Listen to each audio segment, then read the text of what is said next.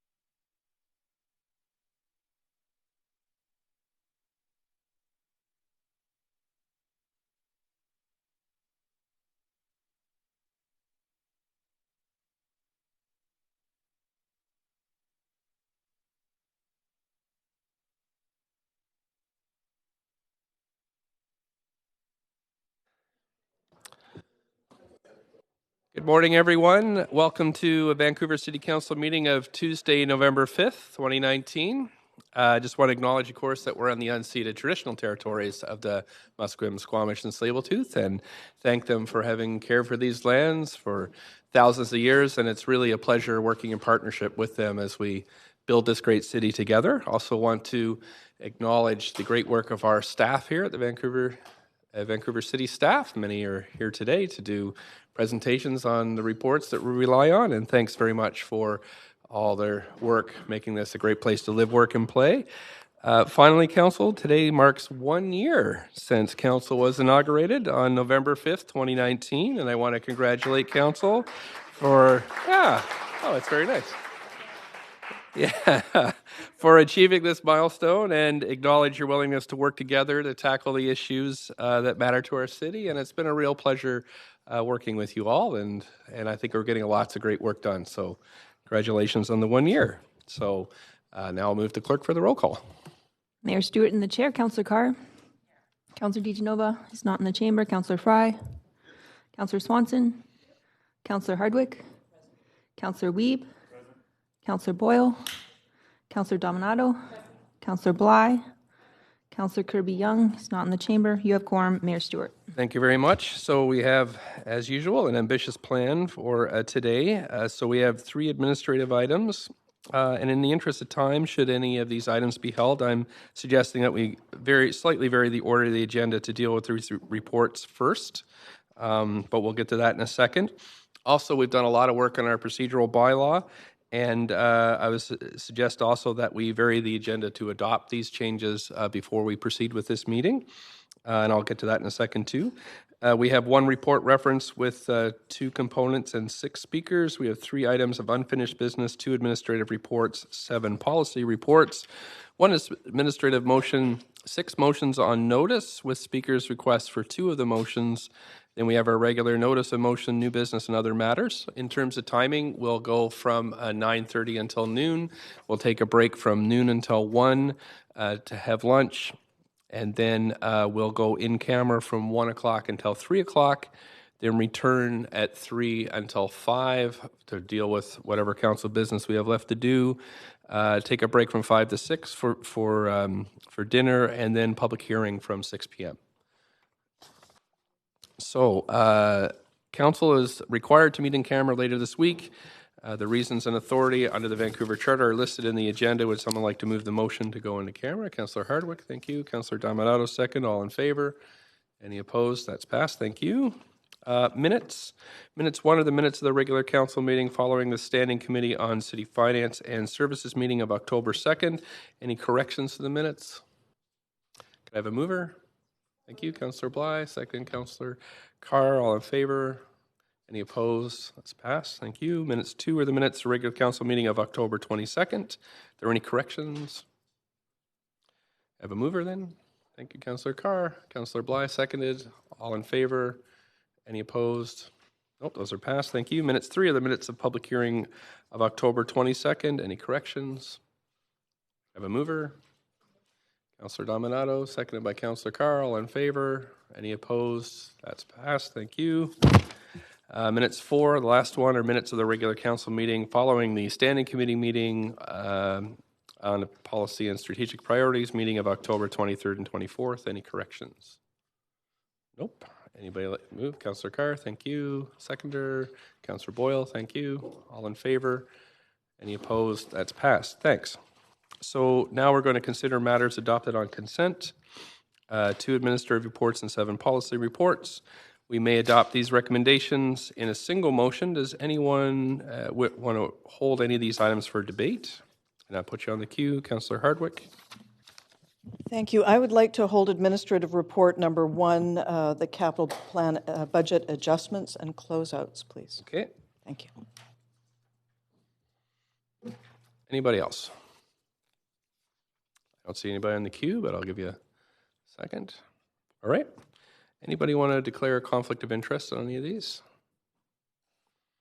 I don't see anybody on the queue, so we'll move the adoption of the recommendations before council. Thank you. Seconded. Thank you, Councillor Dominato. All in favor? Any opposed? That's passed then, so I'm going to read through the items.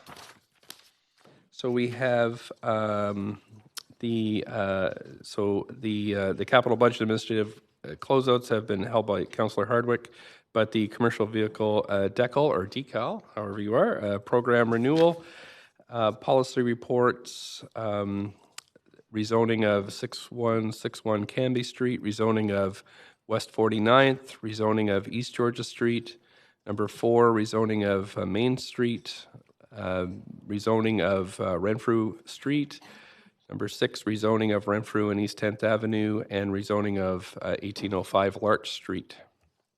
So those have all been adopted. I think I got them all, Clerk. Did I get everything? Okay, great. So now we're going to move, point of information? Yeah, please go ahead. Thank you. In respect of the policy reports, and one in particular, number 7, my understanding is that these will be carried forward now, just confirming to public hearing. That's correct. So this is putting it on the public hearing agenda, and they should be coming, I think, in December. And if we have any questions in that regard, we should direct them to staff. Absolutely. This is just routine to get them onto the agenda, and then all the questions will be answered, and we'll hear from the public Thank you. at I the just public wanted hearing. to clarify. Thanks. Yep, no problem.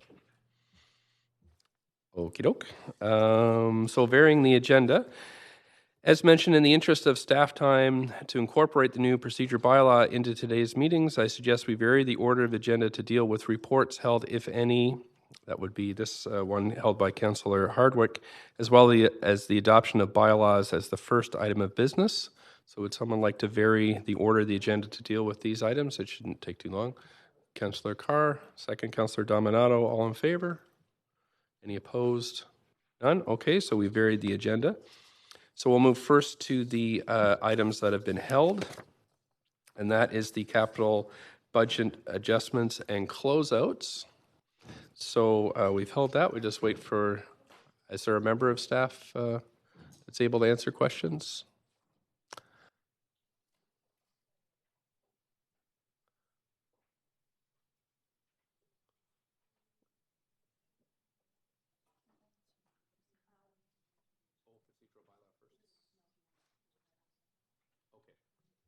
We can go on, point of information, Councillor Hardwick.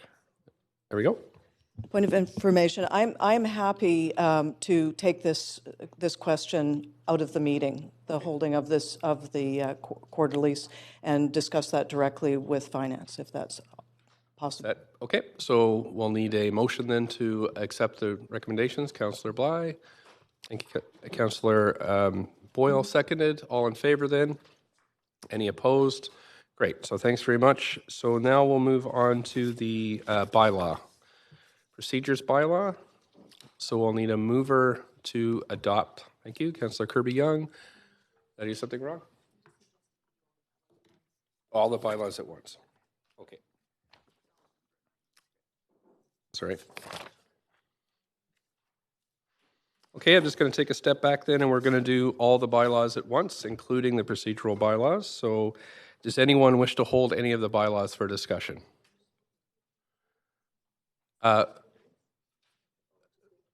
One second.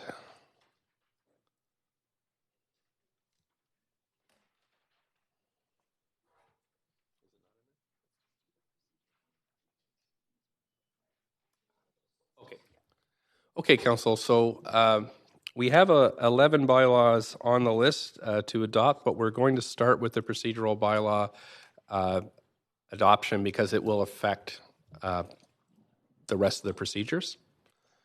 So can we have somebody move the procedural bylaw? Okay, actually, I think Councillor Kirby-Yung had it first, so we'll go for Councillor Kirby-Yung moving. Councillor Carr seconded. Any debate on this one? Very good. Okay, so all in favor? Any opposed? Okay, great. So we have just passed the procedural bylaws, and we did have a briefing with the chairs last week, I think, that discusses the minor changes of chairing, and so I'll try to bring those to your attention as we move along, if I can remember them, so we'll need some help from the clerk for that. Okay, so now we're going to move on to the rest of the bylaws. So we have 11, we have 11, excuse me, 11 bylaws. Does anybody wish to hold any of these? Let's give you a second.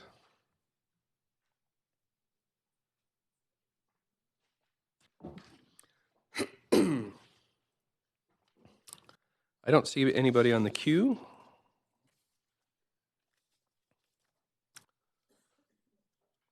So we'll move forward. There are a few council members who are not present for the meetings related to the public hearings enactment and the enactment bylaws. So you must confirm that you've reviewed the proceedings of the meetings if you wish to vote on the enactment. So bylaw number 1 requires Councillor Dejanova and Councillor Kirby-Yung to review in order to be eligible. And bylaw 6 to 8 requires approval of administrative report 2 without amendment. I'm not quite sure what that is. That was done, yeah. Okay, so Councillor Kirby-Yung, did you review bylaw 1? You have not, okay. And Councillor Dejanova is not here. So would someone like to move a motion to adopt bylaws 1 to 10? Thank you, Councillor Dominato. Seconder, Councillor Boyle, thank you. All in favor? Any opposed? Okay, thanks, that's passed. So the list of approved bylaws can be found on the city's website. Is there anything else on bylaws, clerk, or is that? Okay, thank you. So speaking time reminder, now that we've adopted the new procedural bylaws, the new procedural bylaw says that speakers will have 5 minutes. So our procedural pilot was a 3-minute presentation to council. We've moved back to 5 minutes. So speakers to council will have 5 minutes, both in the regular hearings and in the public hearings. But council will have only 3 minutes to ask questions to speakers. So that's the change. Sure. Councillor Hardwick? Thank you. Just clarifying that it's up to 5 minutes. It is up to 5, yes. Thank I you. could stress that often if you like. Yes, thank you. And up to 3 for councillors as well. With and again, in the chair's meeting, we are trying to cut down on preambles and clarifications and getting right to the questions. So I'll gently try to move folks over to that and ask assistance of the clerk to prompt me if I'm not doing my job. Okay, thank you. Okay, so report reference. We have 1 report reference today with 1 presentation, but 2 reports. Following presentation, staff can answer questions, and then we'll vote on the 2 reports separately. We have received requests to speak to this report, and as part of the new procedural bylaw, council will hear from speakers to staff reports on the same day. So speakers that are here will be able to ask questions for up to 5 minutes, and then we can ask them questions for up to 3 minutes. And we'll begin first, of course, with a presentation, though, from Cheryl Nelms, the Acting General Manager of Engineering Services. Good morning, Mayor and Council. Thanks very much, and really excited to be here. We've got a packed house in the back from a staff side because this is truly an integrated cross-departmental effort to bring to you today the Rain City Strategy and the Integrated Blue-Green Systems Planning report. So the reports and recommendations today are really results of this cross-departmental effort, and our strategy aims to really reimagine how we look at rainwater and our watersheds in the city now and in the future. So we're really focusing on looking at water as a vital resource in our communities. The Rainwater City Strategy is going to set really high-level standards, new goals, and action plans to bring us forward to a very ambitious vision. And while the initiatives are critical to us to help meet our regulatory obligations, they just help us accomplish a lot more. At the core, the initiatives are really focused on a paradigm shift in terms of how we think about water. This is really different in terms of how we think about water from an engineering perspective, because we're looking at this from a systems perspective versus the approach that we've taken in the past. And we look at this as an approach to really empower our community, both the community and the private sector together, to help us accomplish a lot more in terms of what we want to do in the city and to build the city of the future. So I really, when you look at this around and you see all these staff and representatives from different departments, this is really a broad level of effort coming together to build this strategy. So I need to thank my colleagues, Gil Kelly and Patrice MP, Malcolm Bromley from Parks, obviously our city manager, and our chief building officer official, Pat Ryan. So today, with all of their staff and their efforts, that's what's created this strategy and our response to the 3 motions that we're responding to today. I'm going to introduce you to, we've got a big day in terms of a presentation, but we'll be really quick. The presentation will just be 20 minutes for between two individuals. I'm going to introduce you really quickly to Jimmy Zamar, who's our Director of Integrated Strategy and Utilities Planning Division, and he'll provide the introduction and just the rollout of how we'll do the presentations and introduce our staff. Thank you, Cheryl. Good morning, Mayor and Council. My name is Jimmy Zamar. I'm the Director of the Integrated Strategy and Utility Planning Division in Engineering Services. Our division brings together the engineering branches that are mandated with citywide planning, modeling, monitoring, and green rainwater infrastructure implementation, collectively referred to as One Water, as well as our low-carbon district energy utility and the engineering strategy and standards branch. Our work aims to plan for the future of water services within the city by valuing water in all its forms, developing a deep understanding of our pipe system and our natural system, and integrating solutions across disciplines and with partners to respond to the big challenges we face, such as the climate emergency, population growth, protecting our natural ecosystems, and supporting resilience of our community and infrastructure. And the work we do aims to leverage our investments in order to achieve the highest outcomes. So today we have a combined presentation, as Cheryl mentioned. We will start with Melina Schofield, the manager of our Green Rainwater Infrastructure Implementation Branch. She will be presenting to us the Rain City strategy. And then we will proceed with our senior planner, Cameron Owen, who will present the report associated with the response to the 3 council motions relating to blue-green systems planning. So I'll give the mic to Melina. Thank you. Okay, good morning, everybody, and thank you very much, Jimmy, and thank you, Cheryl. So as mentioned by Jimmy, we're here to talk about 2 reports today, the Rain City strategy, which is really about the long-term vision, and then a very specific program around integrating blue-green systems planning. So first I'll provide a bit of an overview and context for the strategic plan, and then I'll highlight the elements of the plan that we're proposing today for recommendation, what we're trying to achieve through our targets, and then I'll be passing the presentation over to Cam, followed by Jimmy coming back for recommendations and questions and answers. So as we all know, in Vancouver, we are a city that is surrounded by water. It's a huge part of our daily experiences. It's part of our aspirations and hope for the city. It's also a big part of our identity. I think many people will think of themselves in Vancouver as being part of a rainy city. When you think about Vancouver, however, and you look at what we are today, it's hard to imagine that at one time Vancouver was full of forests and green spaces with streams, and that the communities who lived here for millennia were working in harmony with their natural systems. And through urban development, we know that our watersheds have changed dramatically. This is a picture looking across False Creek towards the downtown and the North Shore Mountains in 1893, and you can really get a sense for how our watersheds have changed in that time to become the city we are today. This is the exact same outlook. So when we start to challenge ourselves to think differently about rainwater management, and you imagine that we're now a city with glass and concrete and asphalt, you can ask yourself, where does the water go in the city? And of course, over many, many years, the past 100+ years in Vancouver, we've developed a variety of systems, predominantly relying on pipes and other strategies to manage the rainwater for flooding and public health and general servicing of our community.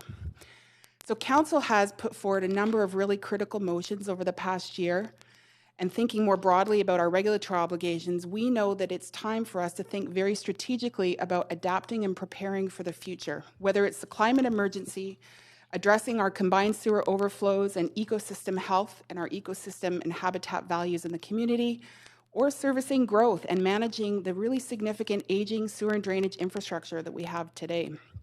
All of these elements have been combined to help inform and shape the Rain City strategy.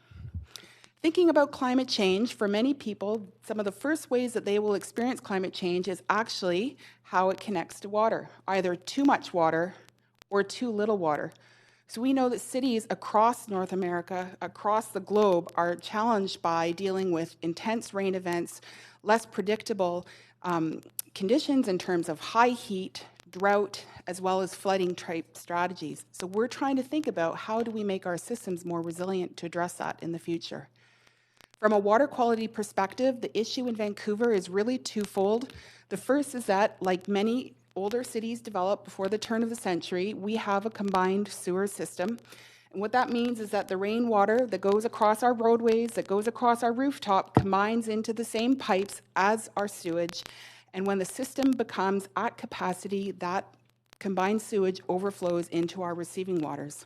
And of course, this is something we've recognized for many decades is a very significant challenge. Many other cities, such as Toronto, Montreal, Edmonton, Winnipeg, Seattle, San Francisco, Philadelphia, New York, are also struggling with similar challenge.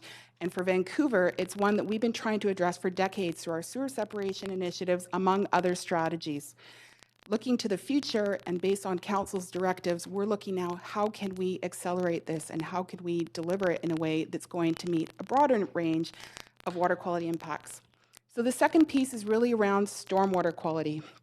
Many people may not realize that when they're braking their vehicles, that actually small heavy metal particulates are actually being discharged onto the roadway.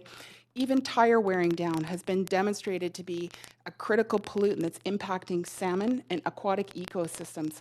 As the rainwater falls over rooftops, if it goes across our roadways and into our drainage system, it leads to our receiving waters and, of course, having a significant water quality impact on our fish and other aquatic ecosystems. Finally, I'll just touch on the ideas around our growing city and serving new developments, serving affordable housing for the future, and managing our aging sewer and drainage infrastructure, much of which was built in the 50s and 60s and is coming near the end of its lifespan in the coming decades. We will have a need to do significant investments for the future of our city, and so this is where we're really trying to think about how do we embrace many of the ideas that have been brought forward through council and through our community and our expert advisors to make for a more sustainable future. So just to highlight the whole initiative, I'd like to draw your attention to that this is actually part of our regulatory obligations that we have through the province and through Metro Vancouver in order to operate a sewer and drainage district. So we have two obligations around addressing combined sewer overflows by 2050, as well as managing stormwater pollutants from our drainage system. And as we look to the future and how we will accomplish this, we're really challenging ourselves to think about how do we do that in the most cost-effective ways, because they are costly endeavors to help transform a system over time. We're also thinking about how do we start to transition our systems to be more climate resilient. The systems we have served us over the past 100 years. What do we need to serve us over the next 100 years? Finally, how do we use our investments and our creative ideas around rainwater management to leverage outcomes for the community in terms of both health and equity? So Jimmy referred to the idea of green rainwater infrastructure, and this is a tool that has been widely applied globally, as well as in Vancouver for many years, that uses a combination of vegetation, soil, and other engineered systems to manage rainwater. And the idea is to provide new pathways for water where we allow it to be absorbed into the ground, to be returned to the atmosphere, or to be harvested and reused. Green rainwater infrastructure takes many, many different forms. It can be applied in park spaces, it can be applied on private properties, in public streets, and is a very diverse tool. I know my design team will often say that really there's almost no situation in which you couldn't come up with a creative solution for how to manage rainwater through a project. I'd like to highlight that Vancouver actually has been doing some really excellent work in this field, whether it's with the Parks Board and our engineering department, our planning department, or our development services group. There's a broad range of initiatives that we've delivered over the past 20 years. What we're doing differently now is trying to move beyond pilot projects, beyond one-off initiatives, to think about how green rainwater infrastructure can become a mainstream tool in part of our core water services delivery. There are many objectives that we have through the installation of green infrastructure, but I'd like to highlight two in particular that really summarize what we're trying to accomplish. The first is to provide new pathways for water and divert it from the pipe system so that we preserve capacity in our pipe system to meet growth, climate change, as well as to help reduce combined sewer overflows, And then secondly, to reduce pollutants in urban rainwater runoff, filtering it through natural systems and using plants and bacteria and the soils to help clean the water before it gets discharged to the ground or the receiving waters. In terms of the strategic plan, as mentioned by Cheryl, this truly has been a collaborative effort across departments. We've had 5 departments across the organization, over 40 branches involved, because we've come to recognize that everybody has a part to play in water management. It isn't something that is purely the sewer and drainage functions of the city, that land use, planning, community, park spaces, building systems all have a role to play.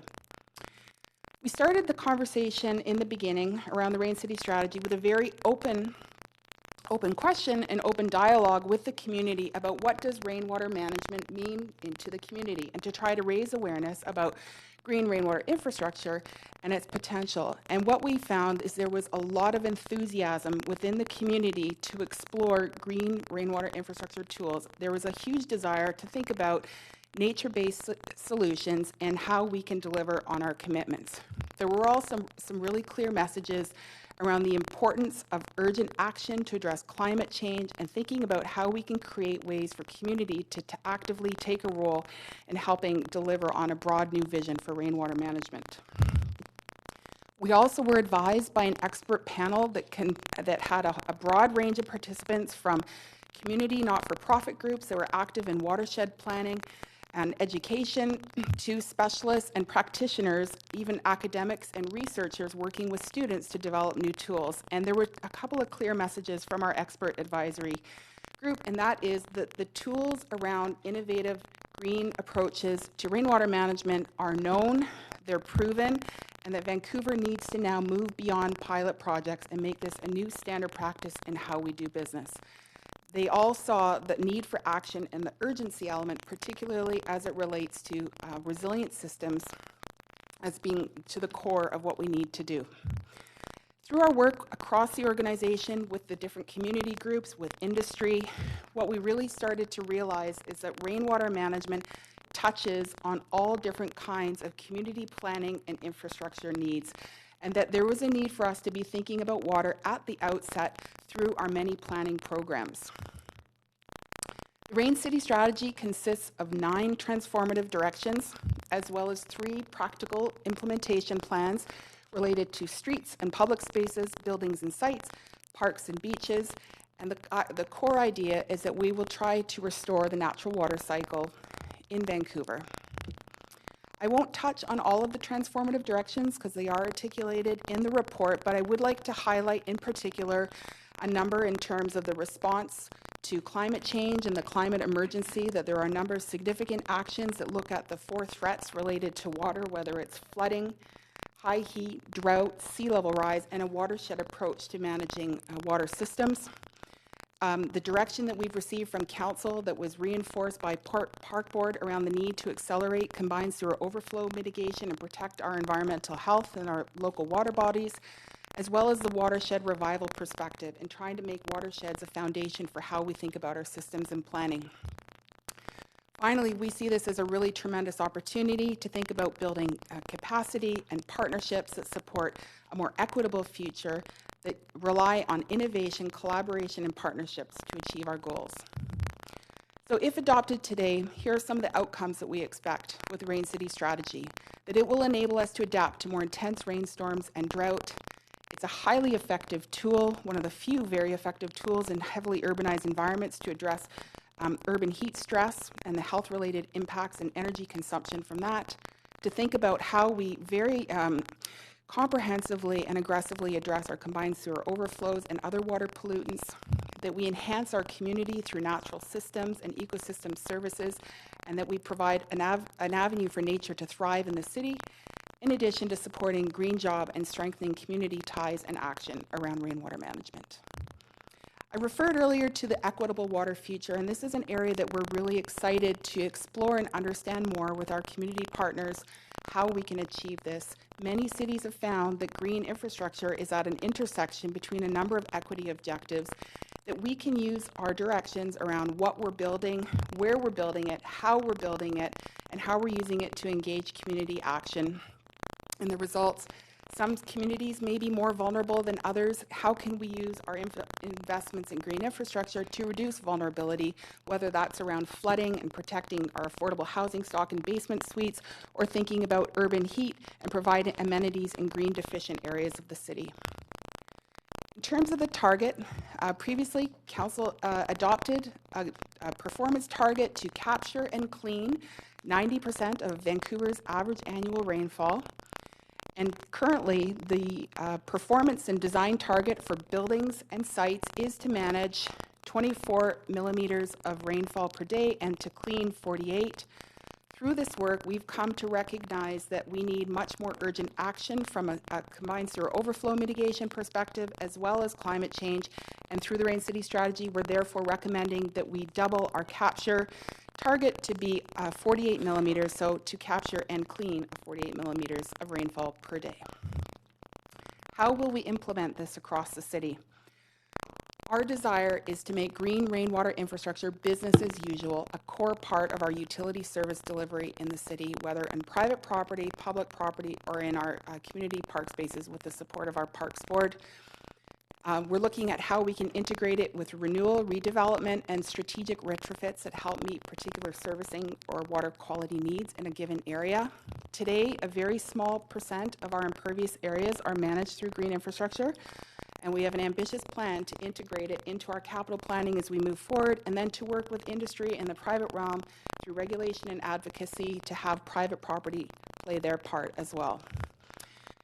So expected benefits over the long term. As we look to 2050, we see the potential for green rainwater infrastructure to divert 28 billion litres and clean 28 billion litres of water from the pipe system every year. And we expect that this would contribute to about 1/3 of our current CSO volumes.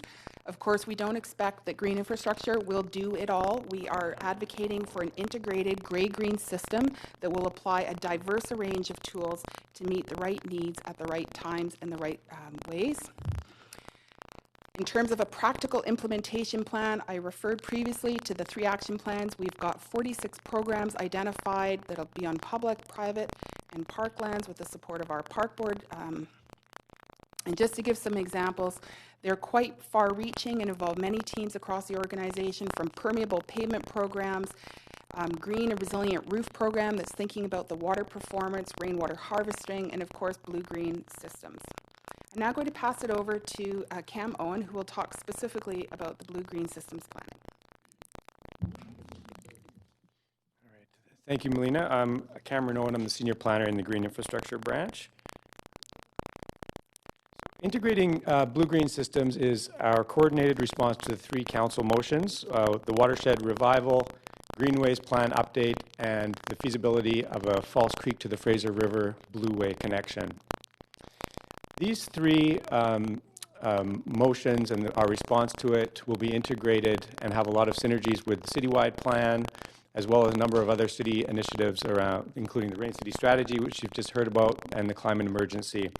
We've also included, notably, there's great alignment with Van Play, which has recently gone to Park Board and passed in that arena. So what is blue and what is green? Quite simply, blue is water. And when we think about water, we're imagining the whole water cycle. So we're considering, as part of our utility planning strategies, how much rain is falling from the sky, what happens when it hits the ground, does it soak back into the aquifer, does it make its way into a pipe network, and then onto the river and onto our oceans. What is green? Green, quite simply, is nature. So this is our urban ecologies, our urban forest strategies, and our biodiversity. Something that we know intuitively is that green connected corridors with large tree canopies and green features that connect across the city are often also the places that we like best for walking and cycling in our community to get to our destinations as part of our daily life. Blue-green systems planning represents a paradigm shift in how we manage water in light of climate change, to be more sensitive in our approaches to our infrastructure planning, both underground, as well as our urban design responses in terms of our surface expression of water management strategies. Blue-green systems planning will diversify our utility toolkits by adding nature-based solutions. And by planning, designing, and engineering with nature in mind, we'll be able to employ nature-based solutions to do heavy lifting. Blue-green systems are a response to climate change, to extreme rain events, to extreme droughts, urban heat, and urban flooding. We know that blue-green systems are cost-effective and also deliver on a wide variety of other community benefits related to ecosystem services, community health, to name two. So what are these going to look like? So what we imagine in the not-too-distant future, we hope to achieve a network of streets, parks, and open spaces that will be redesigned into leafy green landscape places which prioritize people and communities, walking and cycling, with room for our urban forest and biodiversity to grow to their full potentials, and where ephemeral rain gardens flourish and deliver on their water management potentials. So these corridors are going to be wet when it's pouring with rain, but dry but healthy even at the end of a long Vancouver summer. Also, large open spaces serve as nature-rich and recreational places most of the year, and temporarily pond water during intense rain events in order to limit the catastrophic impacts of extreme storms on people, property, and our environment. Integrated blue-green systems have three common elements that they endeavor to deliver. They include water management, often surface water management, encourage active transportation, and enhance nature in the city or biodiversity. I'm going to talk briefly about each of the three motions in a discrete way. So the first being watershed revival or watershed planning. The blue-green systems approach proposes watershed-scale investigations to develop the methodology for watershed planning and to begin applying this to our utility planning work. Watershed planning takes advantage of the fact that character, opportunities, and challenges are unique from one watershed to another, and that place-specific water management and utility solutions can be more effective when planned at a block or neighborhood scale. Watershed planning also has positive outcomes, not only has positive outcomes from a technical water perspective, but it also enhances community and increases stewardship opportunities. The updated Greenway Plan is going to look at the existing alignment of greenways and investigate opportunities to layer on water management on those corridors, as well as to increase biodiversity along those alignments. One such example might be the Richard Street, which is being designed as a complete street to improve the active transportation component, but also using nature-based solutions, manage the water along that corridor and increase our urban forest in the process.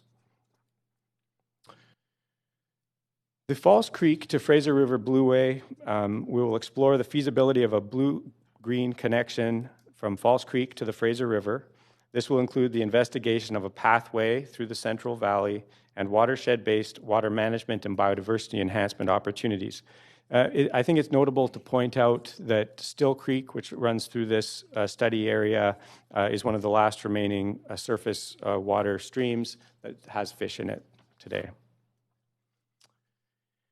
On this slide, you'll see at the top the timeline and schedule for citywide plan, which includes a visioning stage, scenario development, and then on to implementation. Below that is the program that we've proposed for integrating blue-green systems, and you'll note that we're aligning our program to take advantage of the synergies with citywide plan so that the two processes can inform one another in terms of engagement, partnerships, including those with First Nations, and integration across a whole series of other city initiatives and goals. Concurrently, we'll be undertaking a number of technical background studies that we will need to do as part of our utility planning to understand groundwater conditions, our pipe network in terms of flows in the system, so that we can make wise decisions about our investments. And this will lead us to allow us to make refinements in our planning strategies and set our priorities and develop a more refined implementation plan.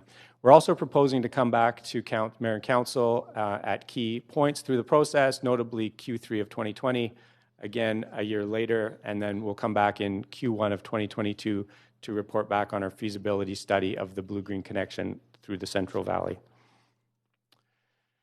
In terms of deliverables, just to recap, we're proposing development of a watershed plan methodology and start applying that to pilots. Notably, we've already started looking at this methodology as we're on a project such as the Broadway Plan. A Greenways Plan update, we'll be looking at adding the blue-green systems lens to that update process and to investigate the opportunity of a preliminary scoping of the blue-green connection across the Central Valley Greenway. Thank you very much. I'm going to hand it back over to Jimmy Zamar. Thank you.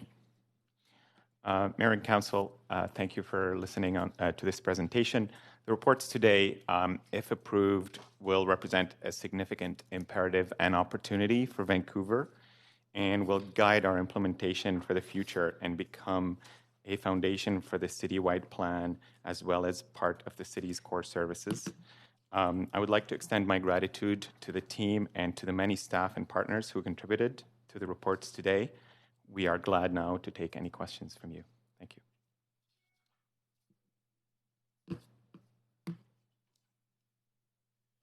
Great. Thank you very much for the presentation. And I have a number of councillors on the queue. And we'll start with Councillor Kirby-Yung. Great. Thank you. Good morning. Thanks for the presentation. I'm going to zero in on the combined sewer overflows, not surprisingly, in response to that motion that I brought forward in July. And I just want to delve into a little bit more detail because I know you mentioned that currently we have 33 billion litres of combined sewage that was discharged in 2018. And I know that the motion that came forward really talked about how we could accelerate and what meaningful progress we could make in a 10-year timeline by 2029. And then my question is also based in the fact that you stated that I think we would see by 2050 with the green rainwater infrastructure approach a 1/3 reduction in annual CSOs. So my question then is, how reliant are we still upon separating our grey infrastructure? And how aggressive are we going to be able to be there? Do you have a sense of that? I know you've got a report scheduled to come in Q2 2020. Thank you. The motion we received this year in relation to accelerating response to CSO elimination has informed the work we're doing, and will, as you said, will be reported back to you next year by mid-year with a comprehensive plan. The work that we have done on the Rain City strategy provides us with a broader set of tools to address combined sewer overflow elimination, and it allows us to think boldly about how we can achieve bigger goals within a shorter time frame. So at least we can tackle a larger part of that problem. Sewer separation will remain one of the tools that we will use, and a lot of cities in the world today we're talking to worldwide have combined their tools so that they tailor the tools to the watersheds to achieve the best outcomes. So sewer separation will remain a piece of that. Sure, I understand that. Maybe a follow-up question. I just want to try to move efficiently just for time. And I appreciate the balanced approach. I guess my question is, how reliant will we still be upon the grey infrastructure with the sewer separation? Given grey infrastructure will remain a key piece in how we address CSOs. I mean, so it will be important because our infrastructure is aging for absolutely us to put significant investment in. Absolutely. Do we see federal, I know one of the things that was mentioned in the motion was looking at exploring opportunities for partner and federal funding. Do we see opportunities there for major infrastructure support? Yes, we do, and we are actually benefiting from some of these investments today. We will continue to look at these opportunities, especially as the renewal burden becomes bigger and bigger in the coming decades for us. Okay. And then follow-up question, one of the other pieces of the motion was around anything we can do for quick starts to avoid some of the water quality issues, so the beach closures, the water quality issues for dragon boaters and people that are on the water in Falls Creek, or any quick starts? Any thinking there at this point? Yes, we are actually maintaining our boat pump out program. We are planning for communication, and as per the motion, we are looking at some signage, as well as really accelerated partnership with Metro and with the community so that we can start defining how we can achieve these outcomes in the most aggressive way. So we'll coming back to you. We are having active discussions with. Yes. And in terms of when is that signage expected to come out for the public to let them know where the sewer overflows are and provide some information about what we're doing? We just dedicated a team to get started on accelerating the CSO elimination, and they will be really kicking off in good faith as in the next few months. So that will be one of the number one quick wins. But up prior to summertime when we typically have? We're aiming for all the quick actions to be ready before the beach season, which will typically. You almost hit the beach closure season, I know. Yeah. That's why I'm asking the question, because the people are starting to look at it like that. We sense the urgency. We are fully on it. I really appreciate that. And then another question, you had mentioned on the performance target that originally a capture rate for rainfall had been set for 90%, and that you were recommending doubling the target from 24 to 48 millimeters. What are we at now? I didn't hear that in the presentation in terms right of now, capture. our RMP requires 24 mm for capture and No, but percentage, though. percentage of. I'm referring to the target you said. I think it said that a performance target had been for capture rate of cleaning 90% of rainfall. The current target is 70% for capture, 90% for clean. Okay. Now we're making it 90% for capture and clean. But And what's our actual, not our target? The city is kind of built out and it's densifying, so our impervious areas are increasing, and we don't have systematic kind of stormwater practices across the city, so the number is really low. Okay. Can you give me a level of magnitude at this point? Are we talking? I think 5%?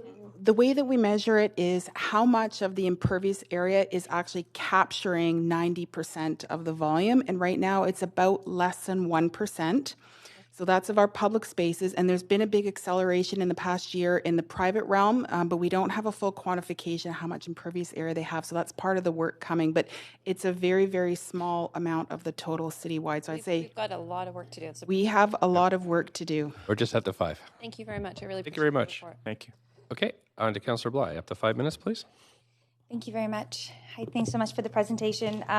Some of those pictures are quite compelling of these sort of landscapes in the neighborhood that that could be created through this strategy. But the question, and I just really have one question, because this is what I always think of when we look at these strategies, in particular with the Greenest City Action Plan, is how would you sort of prioritize this work in relationship to the broader plan that we have identified in that Greenest City Action Plan? So when I look at the dashboard, we talk about clean water, local food, zero waste, green transportation, green buildings, and this is in addition, I think, maybe to what's on that plan. So I'm just trying to get a sense of, in terms of, ROI, which we're always talking about, we're going to go out. This is an incredible initiative. It's covering 3 motions that this council has passed, so it's addressing that. But I wonder, what is that in terms of priority? How do we fit this in with the existing Greenest City Action Plan? This work is a response to a regulatory mandate, and it is guided by our sewer and water utility work and funding, as well as our relationship with Metro. So this work fits within the Greenest City Action Plan from a Greenest City perspective, but it's really driven by our regulatory mandate, as well as a response to the needs of our water and sewer and drainage system. The advantage of it is that it has all these other multiple benefits that kind of make the ROI a lot more compelling. So that's what guides the pace of implementation.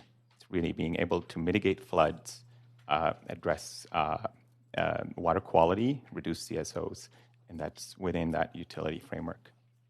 Okay, great. And as someone that sits on the water committee, and I've had multiple conversations with our engineering team around metering, and I know this is not specifically about clean drinking water, of course, but it is about overall water use and sort of that conservation mindset. So I look forward to a future update on that, and I know that could be coming at some point. So then, are there funding opportunities from the regional perspective to support this plan? From a regional perspective, the work for the Vancouver sewerage area is kind of implemented in coordination with the 2 cities that share this sewerage area with us, as well as Metro.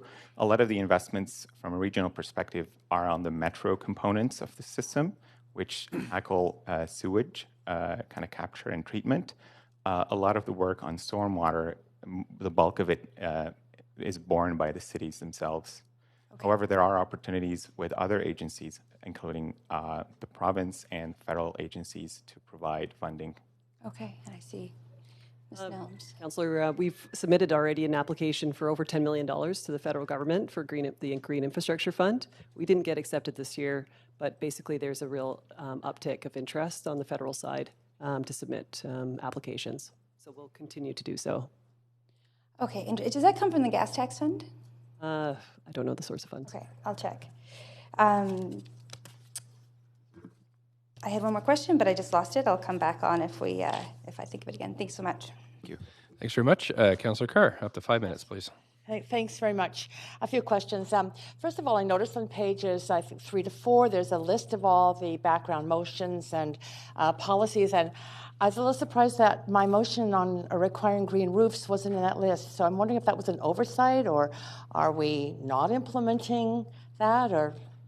I apologize for this omission. The green roofs motion and the work on green roofs is part and parcel to how we address stormwater, including primarily on the private realm.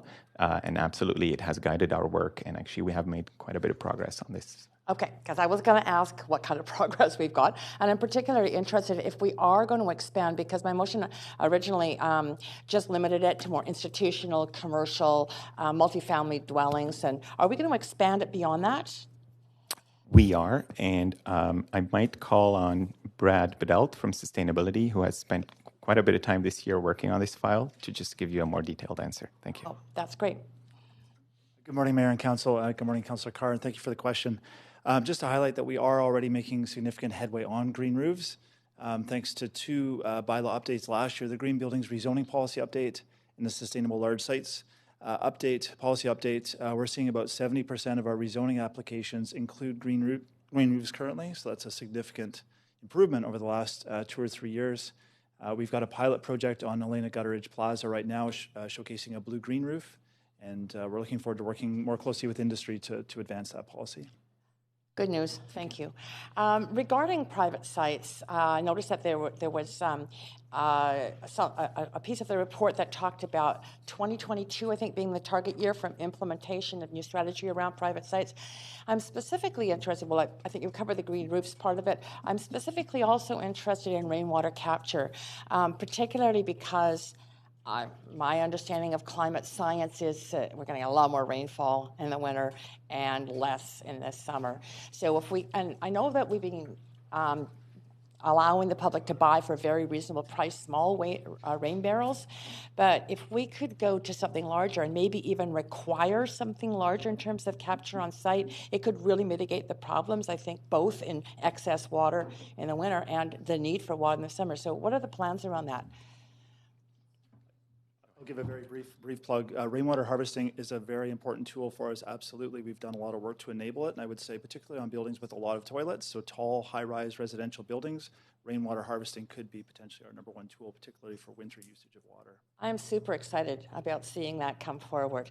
And what about impervious surfaces? You know, I was in a conference, a global congress on climate change in Berlin, and let me tell you, around the world, urban flooding, deaths due to urban flooding all have to do with impervious surfaces.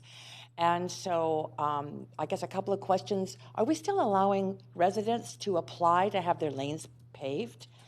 And 2, are we going to be requiring by 2022 that even private lands really reduce those impervious surfaces? I can get you an answer about lane paving. Okay. I don't have the answer right now. And in relation to managing imperviousness, that is really at the center of the Rain City strategy. As you saw in our targets, yes. We are upping the volume of water being managed, and then the surface areas that manage that volume of water. So really, that is after a lot of months of work, we found this is one of the primary indicator to monitor progress, as it is for many other cities, and that will apply on the private side as well as the public realm.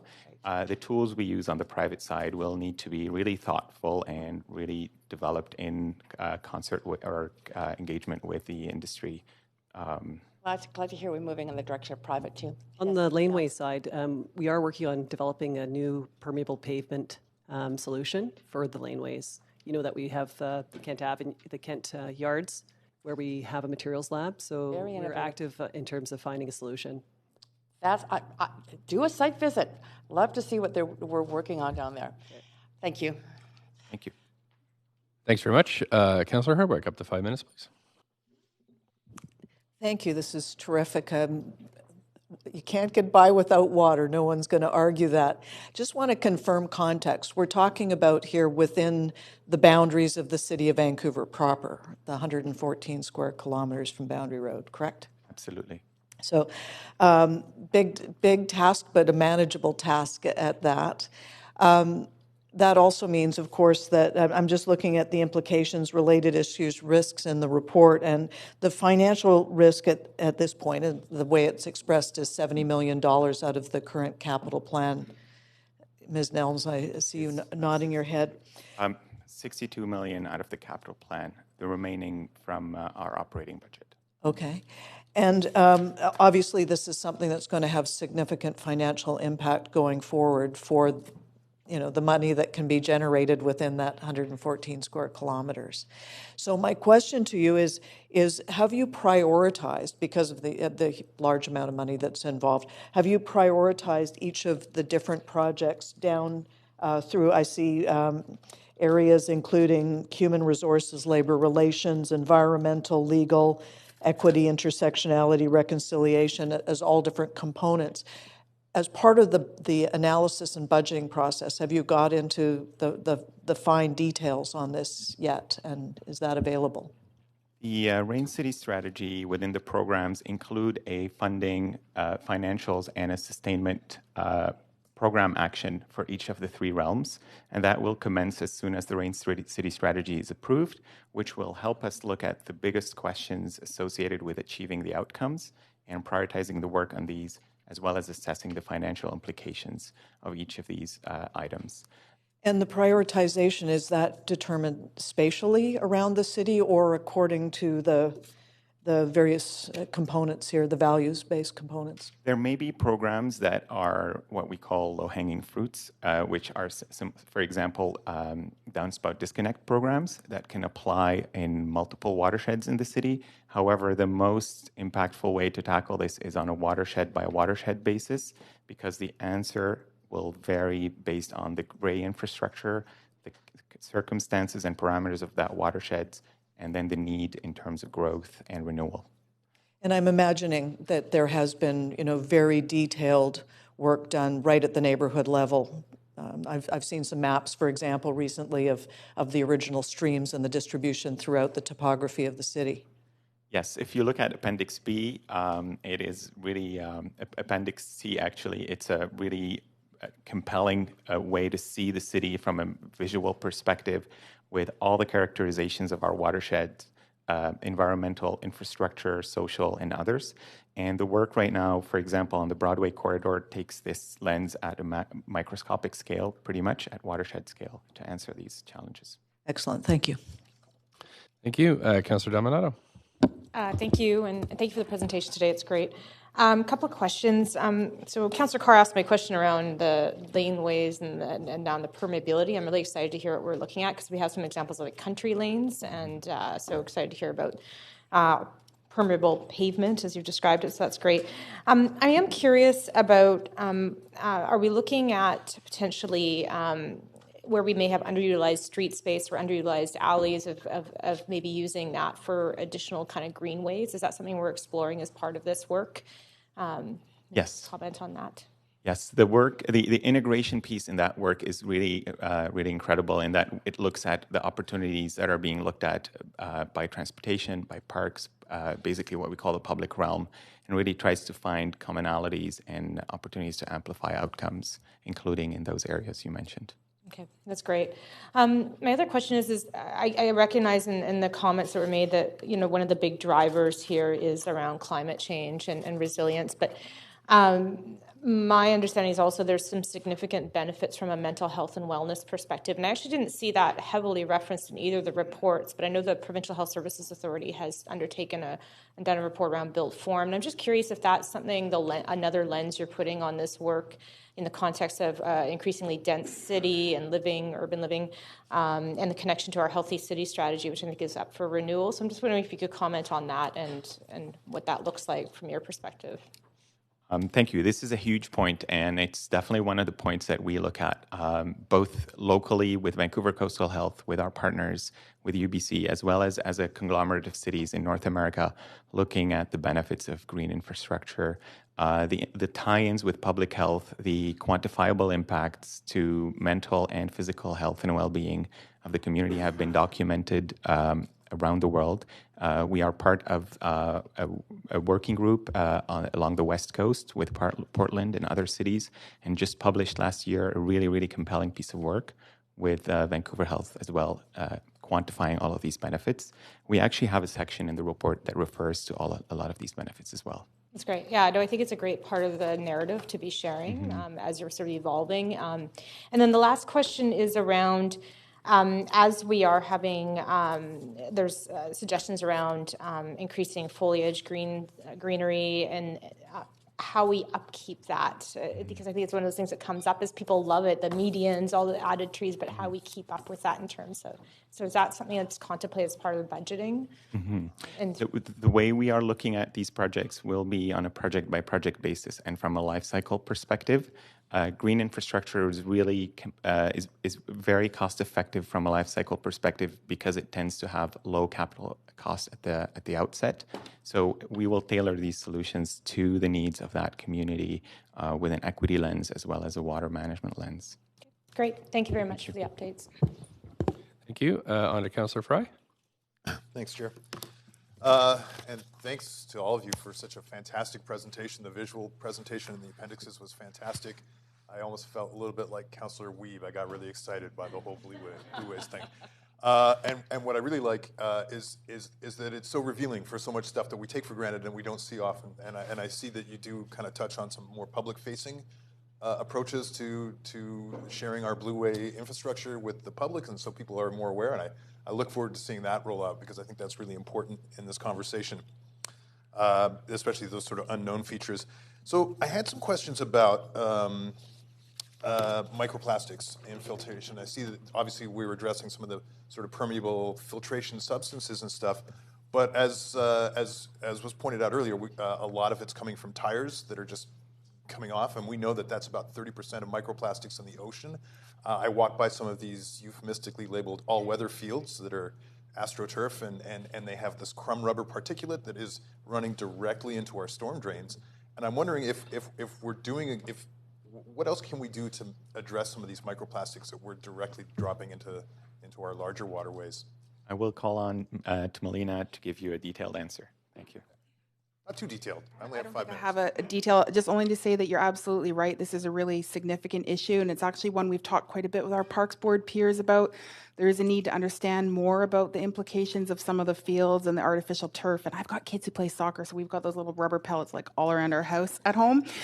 But it is a concern, and trying to understand what the implications are, and then how do we make choices in the future that can improve that. One of the big parts of the program, which doesn't sound super exciting, but it's super important, is actually sediment management and street sweeping. So one of the program areas for the streets and public spaces is actually about better sediment management. So we're actually collecting those materials and managing them properly rather than having them actually overflow into our drainage system and then out to our receiving water. So one of our core ideas, not only with green rainwater infrastructure, is to capture those pollutants and contain them rather than having them be discharged into the water where they're very, very difficult to manage. So I think your points are well taken, and it's going to be a continued learning process for us. But we definitely have very specific plans, and our sanitation and street operations folks are going to be a part of the solutions on that. So there will be a more downstream kind of management. I see there's a lot of upstream, yeah, in the bioswales and the filtration sumps and all that kind of stuff, but like more downstream where the pipe is shooting out into the... Okay, that's awesome. Another thing I was wondering about that I didn't see a lot of, but I know from recently reviewing the tree replacement schedule that a lot of the trees that were, obviously a lot of our watersheds are canopy deprived and a little bit canopy challenged that way. But our current tree replacement schedule doesn't seem to address a lot of the larger concerns around drought-resistant species and just more resilient tree canopy. Is that going to be part of this strategy moving forward? To rethink our tree schedule? What I'll say is we're working very closely with the Parks Board and the arborist team there in understanding how to support the trees. One of the key typologies that we've been implementing in the public realm is something called a rainwater tree trench. And the idea is that underneath the sidewalk, underneath the bike lanes, we're actually putting a very substantial soil volume, and we're specifically designing it to capture water from the street. So even when there's a small rainfall event in the summertime, those trees are actually having better access to water and to nutrients and to soil to be healthy in their environment. So many cities have found that the trees, when they're drought stricken and lack of access to resources, they really struggle. They need earlier replacement. Through some of our new designs and new approaches, we expect that those trees to be healthier for longer and to be able to better benefit from the rainwater that is there while cleaning it at the same time. I love that public realm side. I would like to see it also expand into the private realm so that when our tree schedule for replacement is considered that. Thank you. Awesome work. Thanks, guys. Thanks very much. Last on the list, Councillor Wiebe. Yeah, thank you very much. This is a very exciting read. Read it multiple times. One of the components I'd like to kind of follow up on is the city reconciliation that we stand on, the work that's been kind of instrumental over the last few years and kind of really powerful for myself and others. How do we see that more reflected in this work? Because I know this is something that we're seeing. Coho came up at the river this week or last week in Pacific Spirit Park, which was amazing. So how do we make those connections to the First Nations in this report? The work that led us to the strategy today has been coordinated with the nations. Specifically, we have received a lot of interest and support from the Tsleil-Waututh because of the alignment with the Burrard Inlet Action Plan. And we have received a lot of support today from the Tsleil-Waututh Nation that offers very strong support to the work we're doing. In terms of implementation in the future, we will continue to align with the nations through the work we're doing to make sure that the programs are coordinated and are also achieving goals for the nations. What we've found is that this work is really demonstrating reconciliation by taking care of the environment, by putting water and our aquatic ecosystems and nature at the front of the planning and for the future of the city, as well as climate change and sustainability. It's great to hear. And obviously with the watershed planning, the Musqueam watershed is the only one the city was looking at priorly because of that connection, and that was great to see that work now being reflected across the city.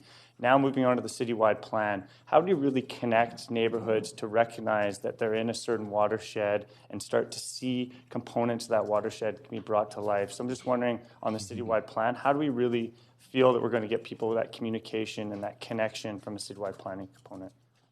We're working really closely with the citywide planning team, and we just had a session with them last Friday to really start to integrate our planning. This work will be informed by some of the listening and by the whole engagement that is happening on the citywide plan, and will also inform the citywide plan as one of the processes and one of the core pieces that will proceed in the future in relation to watershed management. We will be working with the citywide plan to apply that at the watershed scale, and one of the recommendations for the Rain City is to really weave in that work together with the citywide plan. Okay, and then on the timelines, it said Q3 is the report back for the Blue Way strategy. At Metro Vancouver, they're looking to bring it back Q2, Q1. I'm just wondering, for their Greenway strategy, I'm just wondering how those two reports will be combined and how we're working with Metro on that strategy. We may be able to move the dates to align with Metro. The dates are mostly driven for us by being able to allocate a team to get started. As soon as we've gotten going, we will tailor to make sure the dates are coordinated with Metro. And we'll bring that back to you in our yearly updates. Okay, and then for water-sensitive city, which is obviously a really important term, and the fact that we're looking at that as a goal is fantastic. What are the KPIs, other than a couple, that you really think we need to hit to be considered one of the most water-sensitive cities in the world? That's a really good question. I think the citywide plan has an opportunity to flesh that out as part of the way we measure city building because when we start talking about water sensitive city, we're going beyond utilities and water and pipes into water being at the foundation of city planning. So we have a lot of metrics we're using within our One Water approach, and we will be coordinating those with a citywide plan. And I would like to see us being able to communicate that to the public in a practical way. Okay, and last one, at Park Board, they did an equity strategy recognizing which watersheds or which neighborhoods really had less access to water. So I'm wondering how that lens is being approached to this moving forward. I think the work from the Parks Board, and I'm grateful that the team is here today, Doug and Dave Hutch, has been really ahead of a lot of other cities on equity. It has informed our planning, and you will see that reflected in the equity section in the Rain City strategy. And it also goes hand in hand with our watershed planning approach, meaning we will use the same data sets, we will use the same principles in approaching equity. We will also be informed by the equity work that is taking place within the city in ACCS. Perfect. Thank you. And I would like to move the motion if possible. Right, we're going to hear from, we have speakers first, though. So we're going to move that, but we'll come back to debate after we hear from speakers. Thanks. We have Kelsey Taylor, Gemma Dunn, and Carlos Vargas, speakers 1, 2, and 3. Speakers first, and then, yep. Hello, you have up to 5 minutes, and you may have questions from councillors for up to 3 minutes. Sounds good. go Good ahead. morning, and thank you very much to Mayor and Council, and a big thank you to city staff for their hard work in this. My name is Kelsey Taylor, and I'm with the Fraser Basin Council, which is a nonprofit organization that is advancing sustainability across BC by serving as an independent facilitator for broad-based collaboration. And our vision here is social well-being supported by a vibrant economy and sustained by a healthy environment. So as an impartial body, it is a very rare occasion for FBC to speak in favor of a particular government initiative. However, in this case, we're doing so because there is a clear complement between the Rain City strategy and what FBC is already achieving through its Salmon Safe program. So that's what I'm here to talk about. So the Salmon Safe BC is one of Canada's first peer-reviewed certification programs that recognizes and promotes urban land and water management practices that mitigate impacts of development on our watersheds and our salmon. Salmon are a keystone species, which is why there are programs focused. So when salmon are able to thrive, so can everything else, from a healthy ecosystem and oceans and clean drinking water for people. Even if salmon don't naturally occur in a given watershed, Salmon Safe is still beneficial as it improves water quality and water conservation.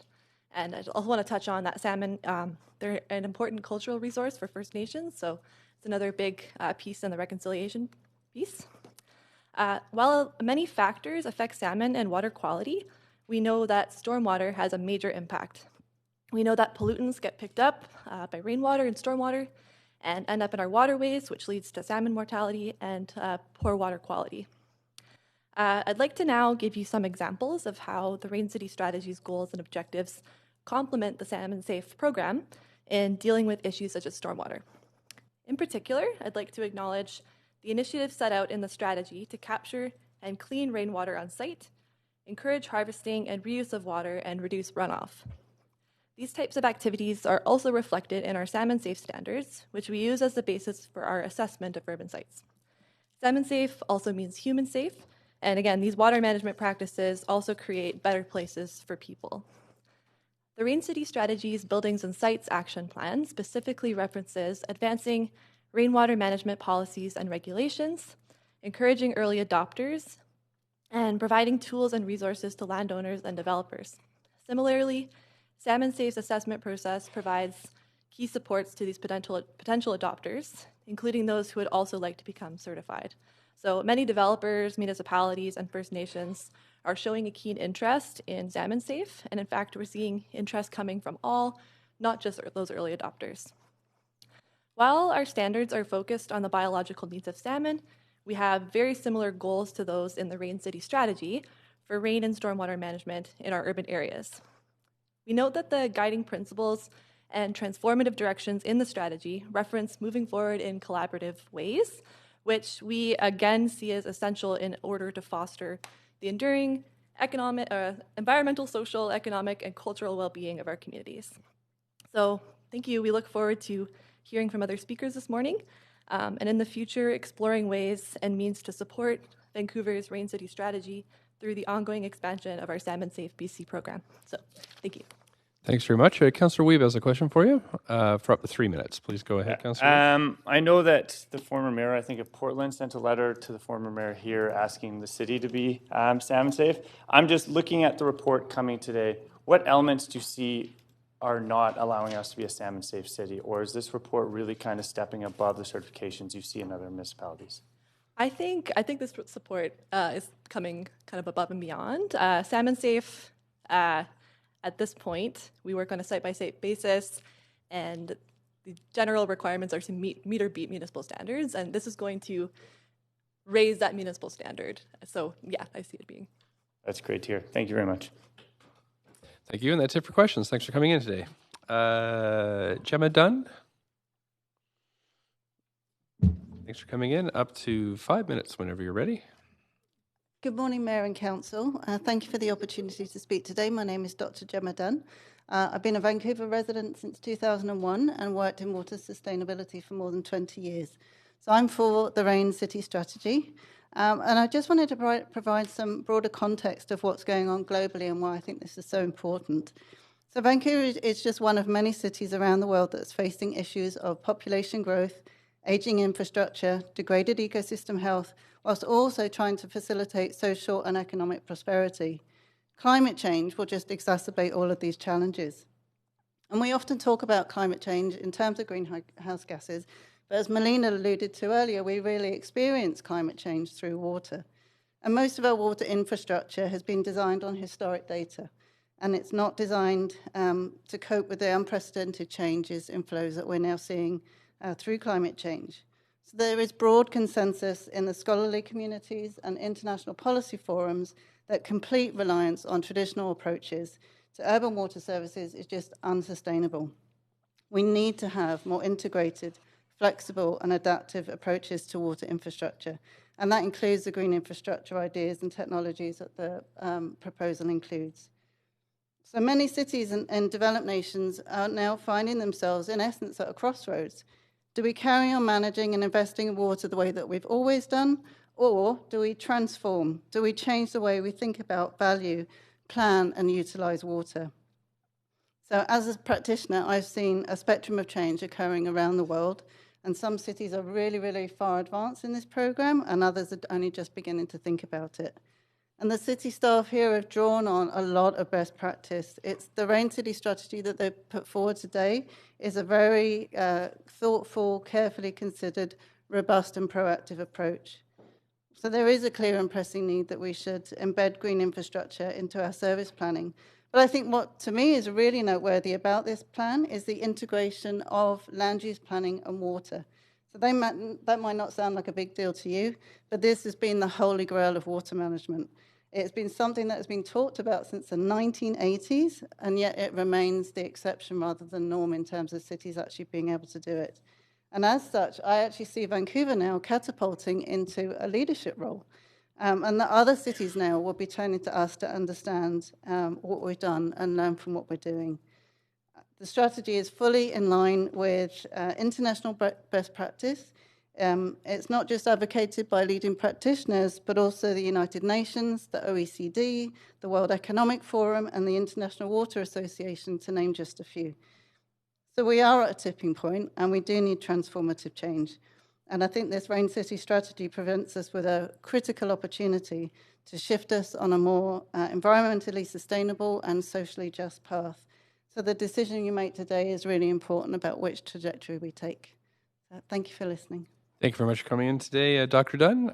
No questions on the queue for you, so that's it for today. Thank you very much. Carlos Vargas. Carlos Vargas. Great, thanks very much. Up to 5 minutes whenever you're ready. I'll start the timer. You have the presentation? You have a presentation? Yes. Okay. Great, we'll just take a second. No. Well, morning. Basically, my name is Carlos Vargas. I have a Bachelor and Master of Science in Biology, so I will be focusing more in the biodiversity and ecosystem service component of that report's reference.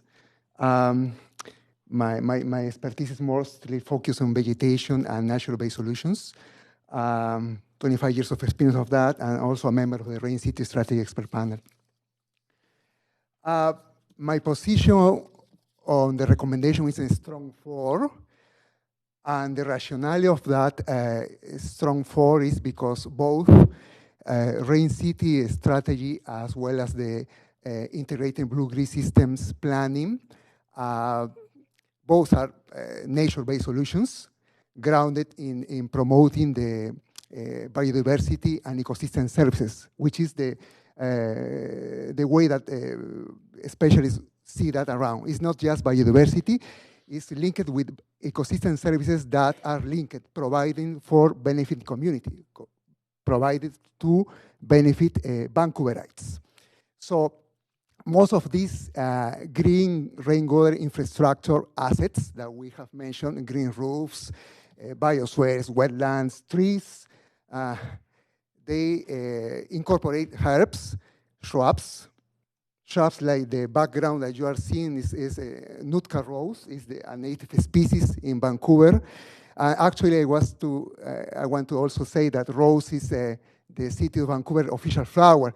So it's just to link how we have exceptional beauty, nature in our city, and how we can use that beauties, herbs, grasses, trees, and shrubs, mostly natives, and incorporating that in green rainwater infrastructure, motivate and provide key ecosystem services. When we are incorporating these plants, we will increase green areas, and also we will increase green cover.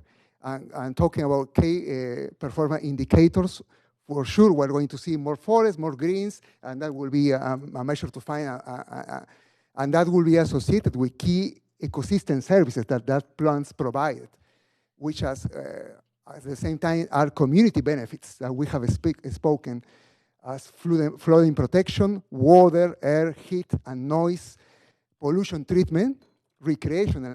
One councillor mentioned mental health and recreational and mental salmon. We have heard about the salmon and wildlife urban areas. We also increase in the city, in our beloved city of Vancouver, for the benefit of all Vancouverites and all our ecosystems. Thanks. Thank you very much, sir. No questions for you today, so that's it. Thank you. Now we have Patrick Lilly, Bryn Davidson, and Randy Sharp are the final speakers. Mr. Lilly. Good morning, Mayor and Council members. My name is Patrick Lilly, and I am a professional biologist and the environment sector leader at Curwood Lytle Associates. And I'm here this morning representing my company to speak in support of the adoption of the Rain City Strategy. I just wanted to start by giving you a little bit of a background on KWL. So we are a consulting engineering firm that was founded and is based in Greater Vancouver. And we probably have one of the largest urban stormwater engineering groups in the province. In the last 20 years, we've worked extensively on stormwater management in local municipalities and have produced some of the guidance documents that local governments are using to implement some of their rainwater management strategies. We've also conducted over $1 million in stormwater research over the last 15 years or so, a lot of which has been in partnership with UBC. And Crystal Campbell, one of our senior stormwater specialists who wasn't able to be here today, was one of the members on the expert panel that advised the development of the strategy. So I just want to make a few quick points in support of this strategy. First, we think that the Rain City Strategy is rightly focused on the health of our waterways. Burrard Inlet, False Creek, English Bay, the Fraser River, Musqueam Creek, Still Creek. These are the homelands and waters of the Musqueam, the Squamish, and the Tsleil-Waututh people. And they have lived and sustained these peoples for thousands of years. They're also the reasons why we live here, the ocean, the beaches, the recreational opportunities. But we know they're degraded. We know False Creek is not swimmable, and I know Council is working on that. Burrard Inlet has been closed to shellfish harvesting since the early 1970s. And as a result, First Nations can't harvest clams and maintain some of the cultural practices they've had for millennia. So I think we need to kill the myth that rainwater is clean. It's not. And as it flows over surfaces, it picks up chemicals and pollutants and carries them into our waterways. So I think we can't talk about a blue-green strategy unless we deal with how we're dealing with the runoff from the gray. I also wanted to say that the targets in this strategy are science-based. So that 48 millimeters, that 90%, those were developed on a detailed analysis of storm events and what we expect rainfall to be like in the future. And really, we know that capturing that 90% of runoff will have a huge benefit to water quality. We're really trying to mimic the forested condition that existed prior to development and repair and restore the sponge that existed in the landscape prior to development. We know from monitoring data that this type of approach works. We've done extensive monitoring of watershed in the city of North Vancouver, Wag Creek, and we've actually tracked that improvement over time as they've begun to adopt and implement some of these strategies. And similarly, it will reduce the volume of CSOs and help us be more resilient to a changing climate. I also just want to support that this strategy is really strong on the implementation piece. That 40% by 2015 is a really ambitious target, but this strategy really fills the implementation gap. So with a lot of these plans, we've worked on some of these with municipalities, we often see that there's real aspirational targets in there, but there's not a good plan for implementation. And as consultants, we've noticed that it can take a lot of time for these practices to become standard practice. We really see that the city is taking a leadership approach with this and that you're looking at broad implementation across all your city departments, which is really great to see. And in our mind, it really catches the city of Vancouver up in terms of its rainwater management. Other municipalities in the region have actually been leading in terms of some of the targets, Surrey, Coquitlam, City of North Vancouver, but this really establishes Vancouver as a leader in this realm, and we think that it sets the stage for the city going further faster. And we hope that it puts pressure and builds some friendly competition among local governments in the region to really make moves towards these sorts of policies, because we share the receiving waters, we all contribute our stormwater to them. And so lastly, I just wanted to congratulate city staff for putting together such a strong strategy. And we hope that council will enthusiastically endorse it. Thank you very much. You have a question from Councillor Carr? Up to 3 minutes, Councillor Carr. Yes, thanks so much. Well, you really caught my attention when you said other cities are leading more than us. So on some things. So tell me what it is. Like, what are some other cities in this region leading beyond us on? I think the fact that the targets that you have now are in line or exceed what other cities have had. I think some cities, through their integrated stormwater management planning process, have adopted similar targets earlier than the city of Vancouver did. I think that the city is challenged by the fact that the city is built out. So you're looking at a lot of how do you fit these sorts of measures into existing development as you retrofit and redevelop areas. And that's a challenge. It's a challenge to find the space that you need.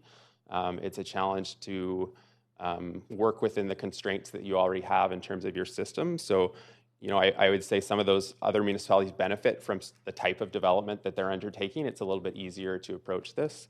And I think that in the city of Vancouver, you don't have as many open water courses. You've lost some of the streams due to the historical patterns of development, and that in some other cities is a real motivating factor. People can see the salmon that are returning to their neighborhoods. And so it's exciting to see that happen. We're in that season in Still Creek and Musqueam Creek. I think that those are have been motivating factors for some of the other cities that have been progressive in this area. Great. Okay, that's helpful. But I'm glad that we're at the same targets now. Thank you. I imagine that one of the challenges that we face more so than the other cities is the fact that as a sort of originally more majorly developing urban area, we have sewers that are integrated rather than separated, and the cost of separating is a big one that our taxpayers have to bear. I mean, it's not really a choice. We have to go that way. But would you say that that's true, that our city just faces a much bigger challenge in that regard compared to other cities? Yeah, it's definitely a challenge. The separated sewer systems, the separation of the sewer systems and sort of the fact that you need to do that also, though, presents an opportunity, because it presents an opportunity to approach the issue on multiple fronts, to address the combined sewer issue, but to also manage rainwater at its source, so that you're taking pressure off those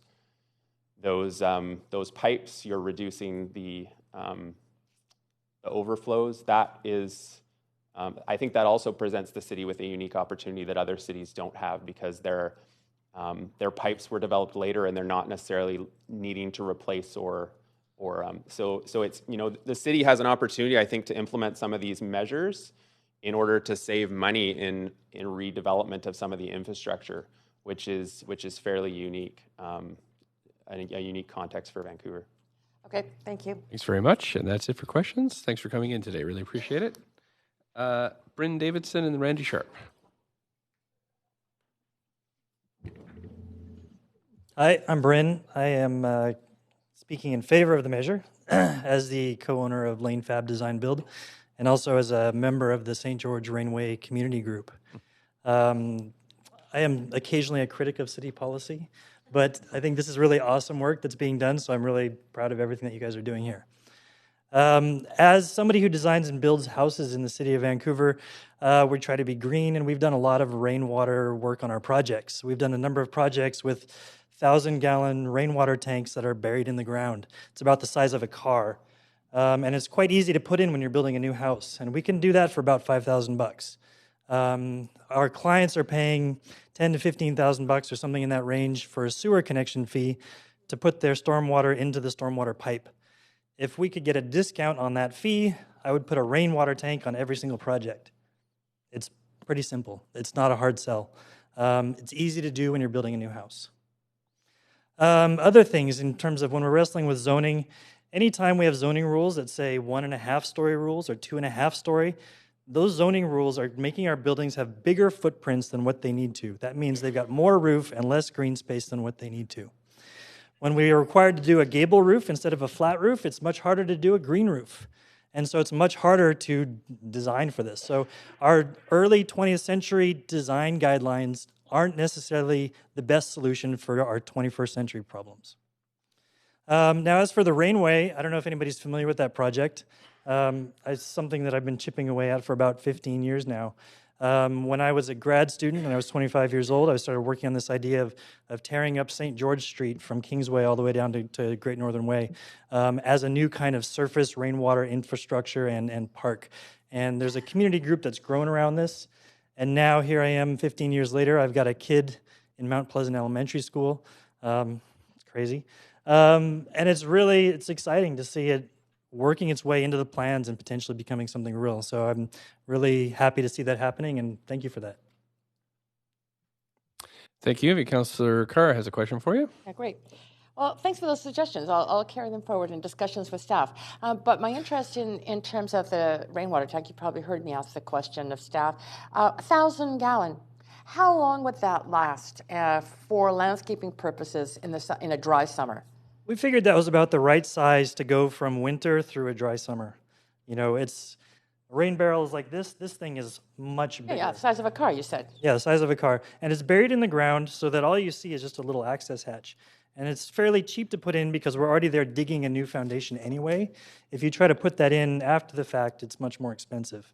So it's something that could be scaled up quite easily and could be done across the whole city. Okay, so it's mostly taking the water from the roof. Yeah, it goes from the roof, it goes down into the tank, and from there it can be pumped out for irrigation. We've done purple pipe systems where it goes to toilets and laundry. Those we need some help with, though, in the city in terms of regulatory issues, but that's a separate thing. Okay.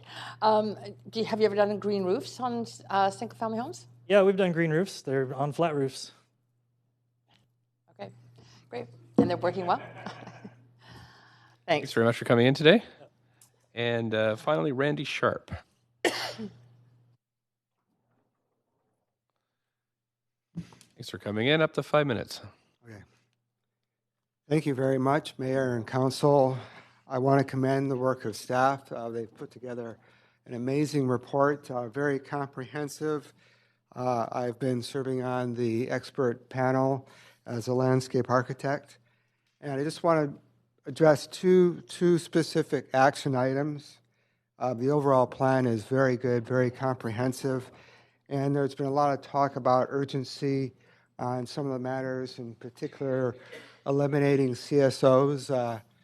Sarah Kirby-Young has been very proactive this summer, and the raw sewage and the toxic waste that's flowing out of CSOs is definitely affecting our marine environment.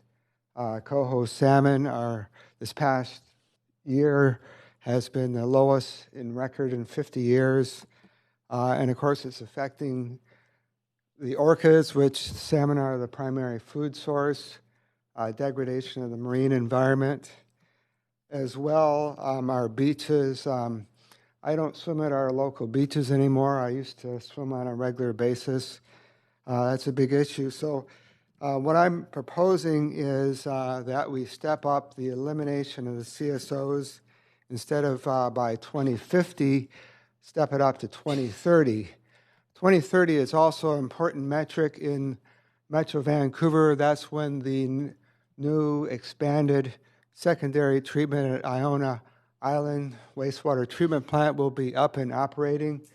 And it's very important that the former GVRD or Metro Vancouver trunk lines, their CSOs, and then the 27 CSOs also that the city discharges toxic waste and raw sewage into Falls Creek, English Bay, and the Fraser River. So to combine the two programs, I think is integral for our marine environment. The orcas, the killer whales, the southern resident population are at risk of extinction. There's been a lot written about that.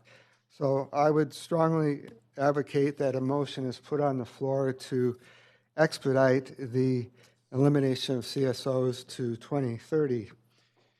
As well, Councillor Carr, a year ago summer, advocated a stronger green roof policy for the city of Vancouver. And I've been spending a lot of time in Portland, Oregon. As a member of GRIT, we have a green roof industry think tank that also meets in Vancouver. And I would strongly recommend that all flat roofs or flute roofs up to 10% degrees in slope are covered. Any roof larger than 500 square meters or 5,000 square feet is considered or mandatory for coverage. Ideally 100% coverage, but realistically up to 40% of that roof area could be relaxed for elevators, stairwell enclosures, photovoltaics, and of course usable open space. We want to have usable, accessible green roofs for all multifamily housing and commercial buildings as well. And that is essential. The green roofs in Vancouver can retain up to 50% stormwater on the rooftop, and of course green roofs replace the green open space, which is often left to development. Most of our multifamily sites are full coverage of the properties, so rooftop gardens at grade and on the rooftop, accessible, are very important. So in summary, it's a great program. You've got incredible staff, and I would just emphasize the urgency of eliminating the CSOs by 2030 and adopting a mandatory green roof policy. Thank you very much. Thank you. If you have a question from Councillor Kirby-Yung. Councillor Kirby-Yung, up to 3 minutes. Hi, good morning. Thanks for being here. I really appreciate your comments, and I just wanted to share that I'm not sure if you're aware, but Council did pass a motion in July to see report back on what steps can be taken to accelerate CSOs by 2029 on a 10-year timeline. So that said, which I think addresses one of your comments, my question is, do you, sort of as a resident in the area and based on your expertise and your work, do you support this as a budget priority for both the green and the gray infrastructure and the capital plans coming forward? Oh, definitely. Okay. And to take access of, some of the combined infrastructure funding with Metro Vancouver and the federal government, since both programs would work hand in hand and meet that target, with additional capacity at Iona Island. And there's opportunities for floodable green space, tanking. Portland, Oregon's been very effective on eliminating their CSOs basically about 10 years ago. Okay. So you'd like to see a combination of the investment on the gray and the green, and then as well as regulatory pieces as opposed to building. Okay. Thank you very much. That's helpful. Appreciate it. Thanks. And that's it for questions. Thanks very much for coming in today. So, Council, that's the end of our speakers list. So I'd like to have someone move the motion. Councillor Wiebe. Thanks. Seconded by Councillor Kirby-Yung. And if anybody'd like to, so we're into our... Right. And this is on the first, we have to approve both reports separately. So that would be on A, the first report. If anybody'd like to say anything, Councillor Swanson, we have you on the list. So this is the debate section. Thanks very much. Councillor Swanson, please go ahead. Yeah, I think it was last week. Some of us went on 2 tours. The first one was a tour of the port. It was a beautiful day, and the staff from the port were really nice. And we went around the port from Canada Place, around to the Second Narrows and back on both sides, the North Shore side. And the thing that struck me was how the whole Burrard Inlet is completely industrialized and built out, with 3 little exceptions of Crab Park, New Brighton Park, and the waterfront park on the other side.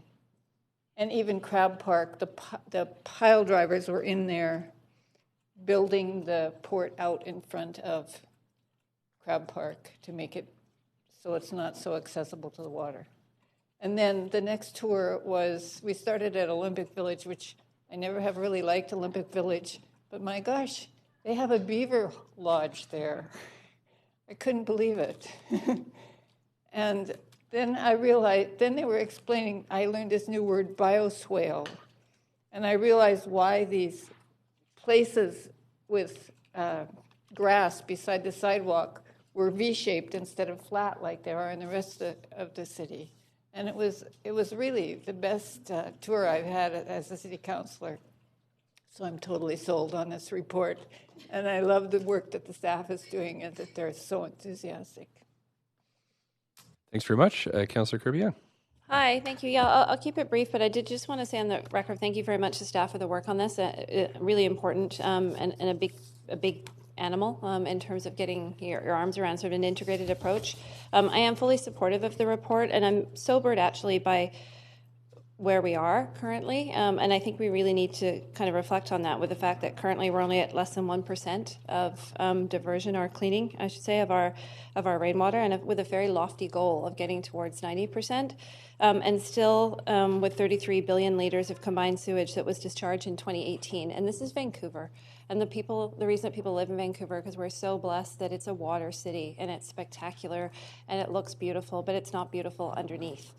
when you kind of look underneath the pavement and underneath the streets and into the infrastructure and in the waterways in the summertime. And I know it was a bit of a Freudian slip, but when we talked about summer closure season, I don't want that to be part of our lexicon. I want us to talk about summer outdoor season when people are able to get out and really enjoy the waterways and water quality, and we don't have paddlers having to wash off their hands, and we don't have those CSOs happening. So I think that this is one of those areas where it really, core services as well as our climate work really comes together and works hand in hand, and we see the need for the importance of the grey and the green infrastructure, but they have to support each other, and we can't have one without the other. So I do support the report, and I'm going to be looking forward to some very solid, I would even say prioritization of these initiatives in the budget that's going to come forth shortly, because we're in November now. I know it's hard to believe at the end of the year, but Council is really going to be considering where we place our priorities, and this is a really big one for me and ticks, I think, a lot of boxes for all of Council's priorities.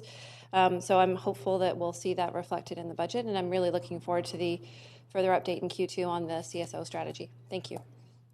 Thanks very much. Councillor Boyle. Thanks. I also just want to echo a huge gratitude to the staff. The amount of work in these proposals is significant and ambitious and exciting, as we heard from folks who came to speak to it. It really moves us forward in a way that I'm very proud to get to be part of.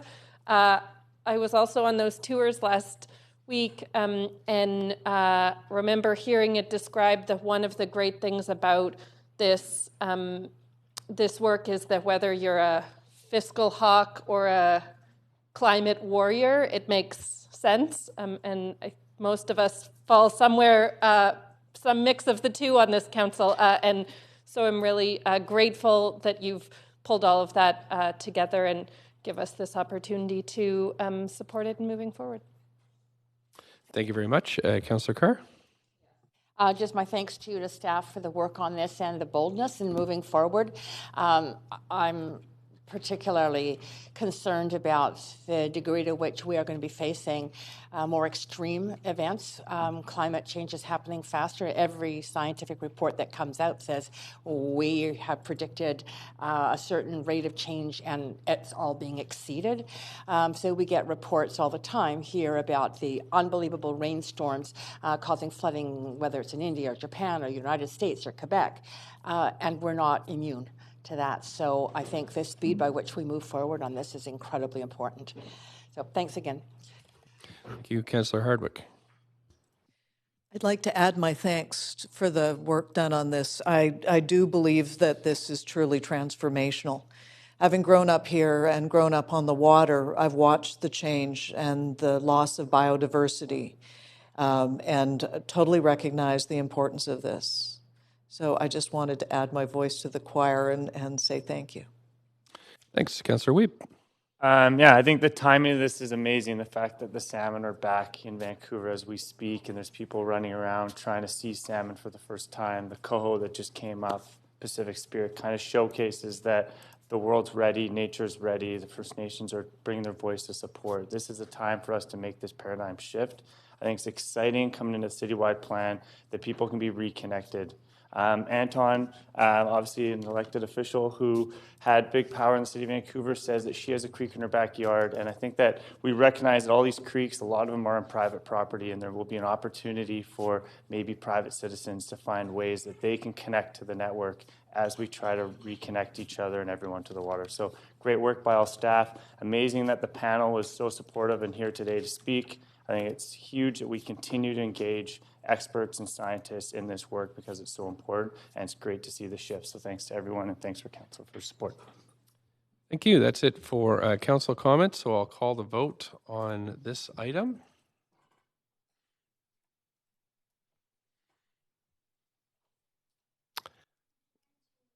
Need a vote assist? Okay, vote assist, and that's a yes. Okay, it's unanimous, council. Thanks very much. We'll move to the second report then, if I could have somebody move that one. Councillor Wiebe. Oh, thanks. Councillor Wiebe has moved the second report with Councillor Dejanova seconding. And again, we can put folks on the list, but I think the comments may have covered both reports. I don't see anybody else on the list, so I'll call the vote then. Yep, another vote assist for So Councillor Kirby-Young. Needed to vote on the second one? Great, that's unanimous as well. Thank you very much, Council. Good way to start our second year. Okay, thank you. And let's see now. We're at 11:20, so we're moving on to unfinished business. However, we have one procedural item.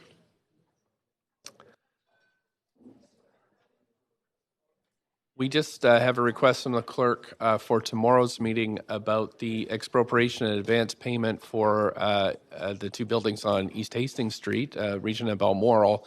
If we can vary the order of the agenda in order to give speakers some time to come in, so I can just read you what I'm suggesting. Regarding the standing committee tomorrow, it's recommended that council vary the order of the agenda at the start of the meeting and consider item 2 as the first item of business. So it's just a reversal of 2 items to enable legal counsel of the subject properties to address council. While a motion to vary the order will be considered by council tomorrow at the meeting, this announcement signals council intention to vary the order so the staff may inform speakers. So it wouldn't disrupt the proceedings too much. Is that point of information? Yes, Councillor Dominato? Yes. Just with respect, obviously, to the conversation about adjusting the agenda, just how we might be handling the motions as well, that if we don't get through them today, will some of them be referred tomorrow? Just because we've I'll come back to you on that one once I've just had a look at the schedule, but I'll come back to you with an answer on that. Thank you. Before lunch. Any other, Councillor Bly? Yes, thank you. I'm just not clear. Both items have speakers?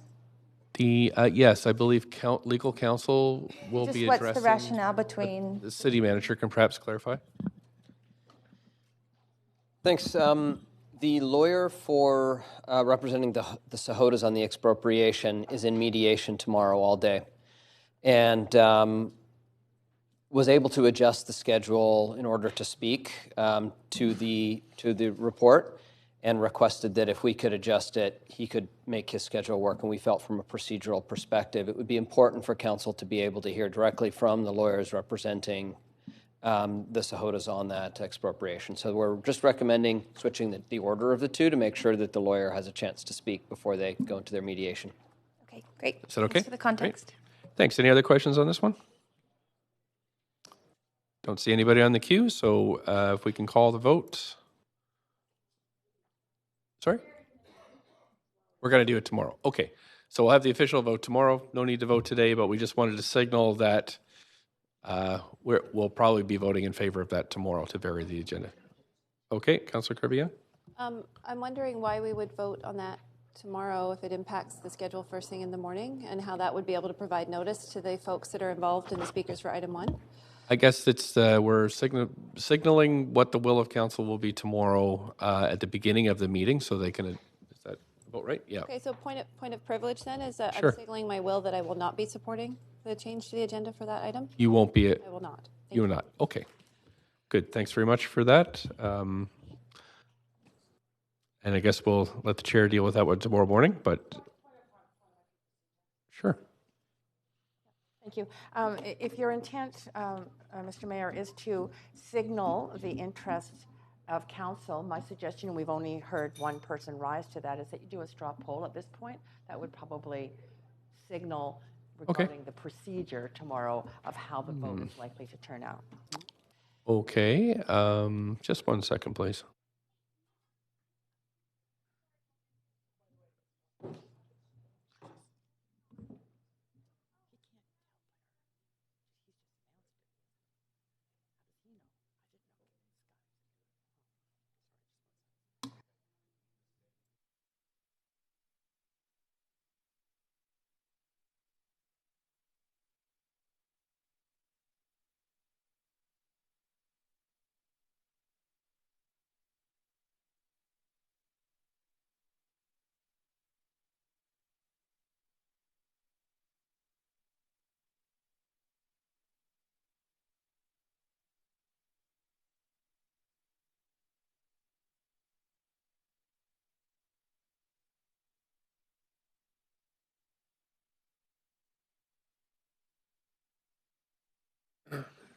So to Councillor Carr's point, it's not a regular practice to kind of do that straw poll without a motion on the floor. And so the city manager is going to send an email around asking what people's opinions are on this, and then signal to the council whether or not our best guess is that it would, the council agenda would be varied tomorrow. Okay, thanks very much. Thank you for that. Okay, so now we're on to unfinished business, which is the rezoning of the new St. Paul's Hospital and Health Campus. And I'm trying to remember, we had finished hearing from the public and we were moving to debate and decision. Is that correct, Clerk? Is that where we... Questions to staff, right. Okay. Okay, right. So applicant closing comments. Oh, I don't have my little binder here, but if there's, so it's, is it more like, it's the public, just 1 second, please.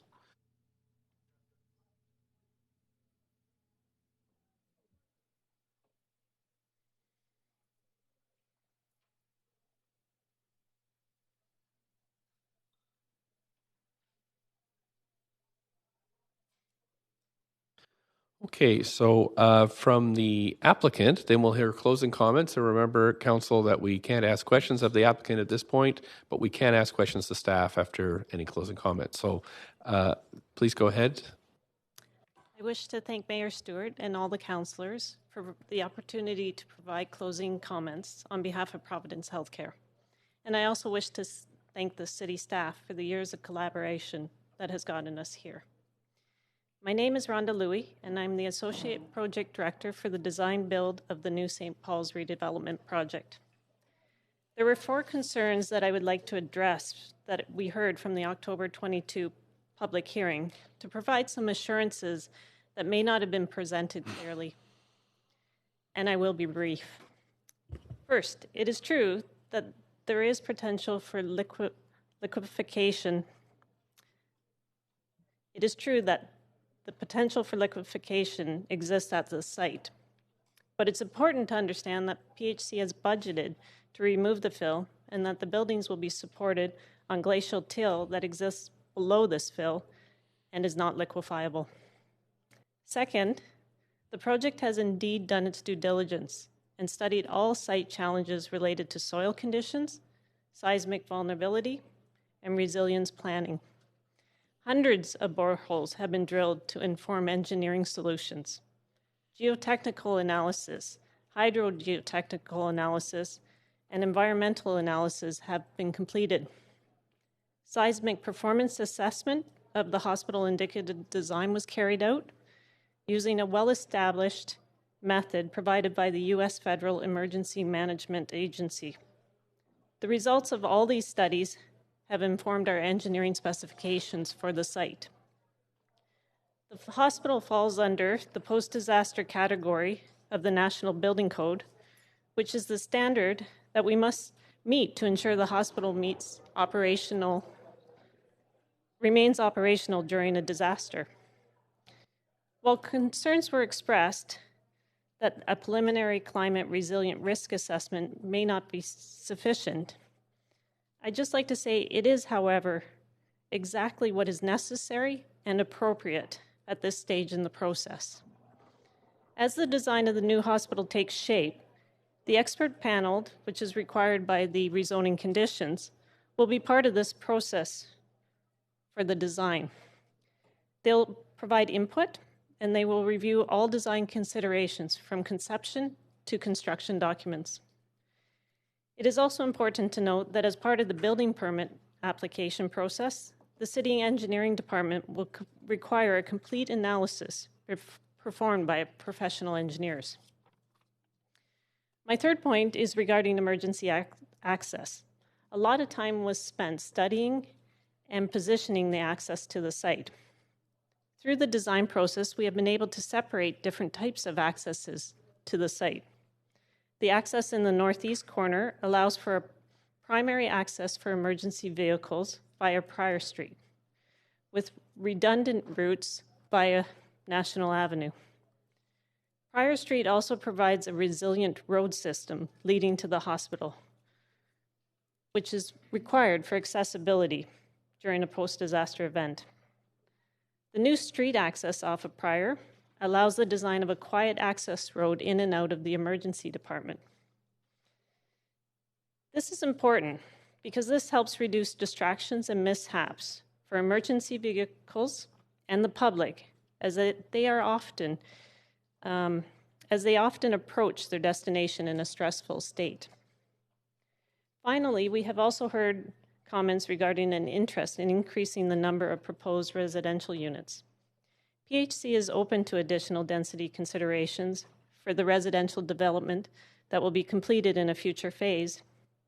However, we kindly request that the current footprint for the proposed residential development remain as presented.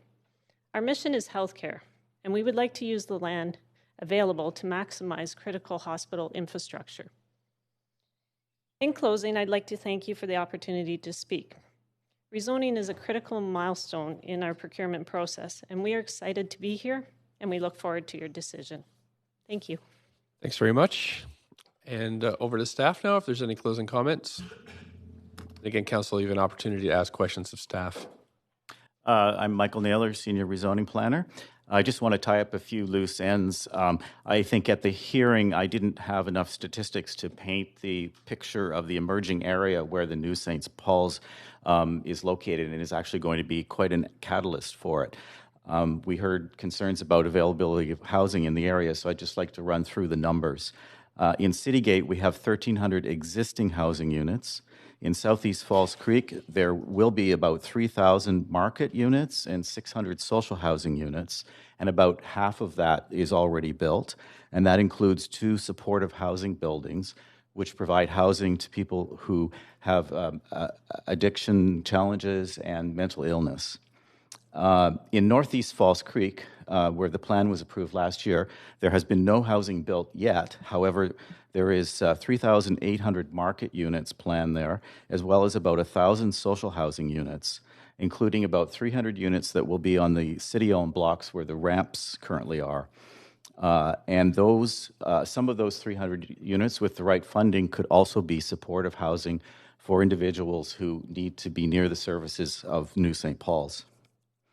On the topic of addiction treatment, St. Paul's is a acute care hospital, so it doesn't directly provide addiction treatment. However, they do refer people. They're connected with partners that do. And just on the land use alone, so addiction treatment is, under our zoning and development bylaw, is a social service center. And an example of that is what has been approved and will be built at Clark and First. So it's a facility that does have beds where people can stay over, but it is considered an institutional use. It is not a dwelling use. On the new St. Paul's, in their CD1, there will be all institution uses permitted, including social service center. So it is feasible that there could be an addiction treatment facility located on the campus, or at least the zoning allows for it.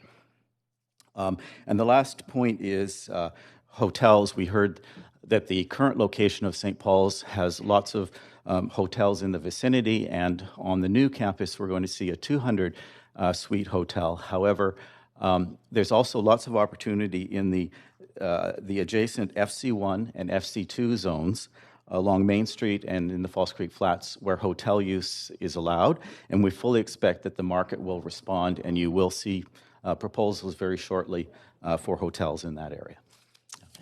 Great, thank you very much. Questions from Councillor Dejanova and then Councillor Carr and Hardwick. Please go ahead. I was prepared to move the motion, but well, you have the floor. I'm fine. Okay.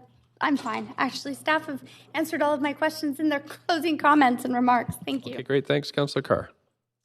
Yes, thanks, Mr. Mayor. I did send in some questions. Some of them were answered, some of them weren't yet. So I'll repeat the ones that I don't have an answer yet to. Why is the expert panel that was intended to do a study and make recommendations on seismic and climate sea level threats not being constituted yet? And what is the plan to accommodate their recommendations after approval has already, or after a decision has already been made?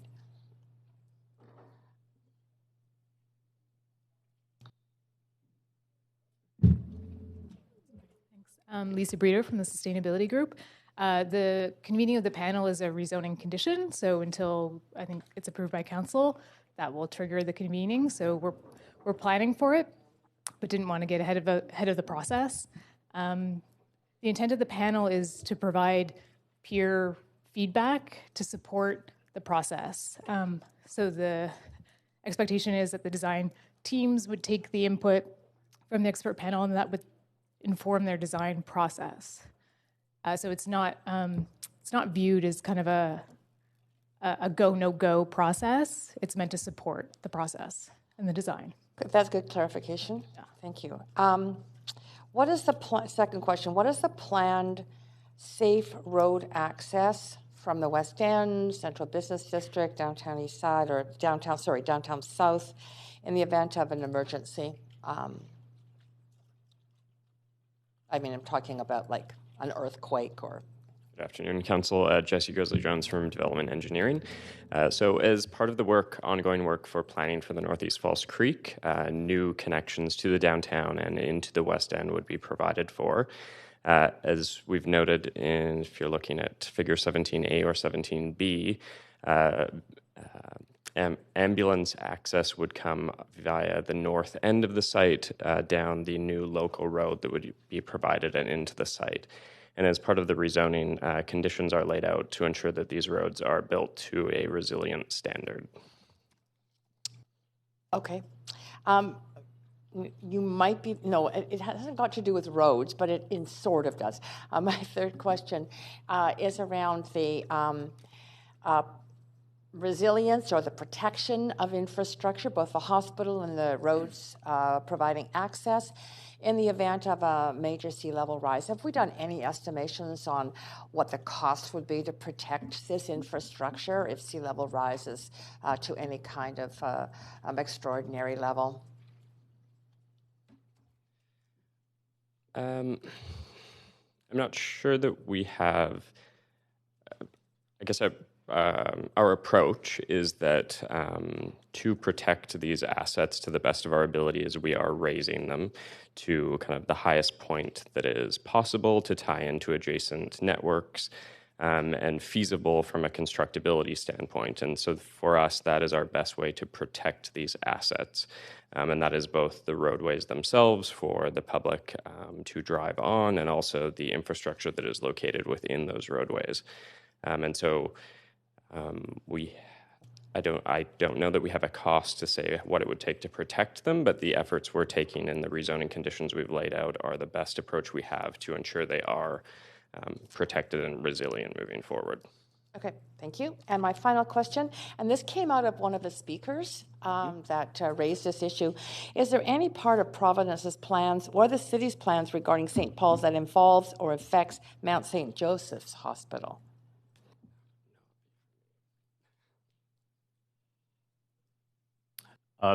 Mount St. Joseph's Hospital was not raised at all during the rezoning process by the applicant. So for the best that we know, it's not connected at all.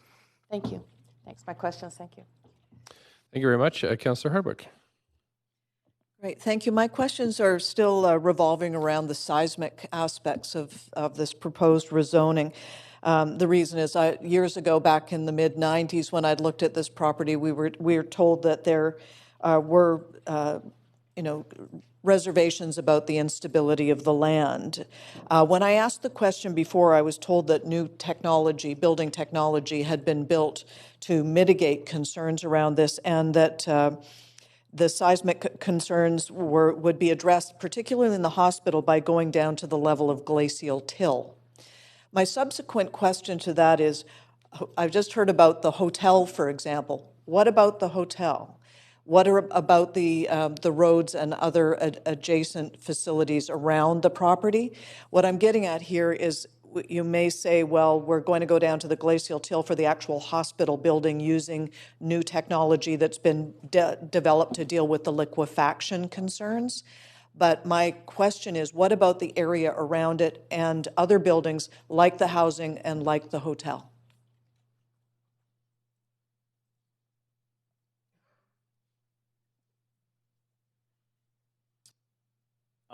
The other buildings will be concrete buildings, fairly high. I believe they will also be built on the glacial till. They will go down to glacial till. The difference between them and the hospital is the hospital will have a very high standard of seismic.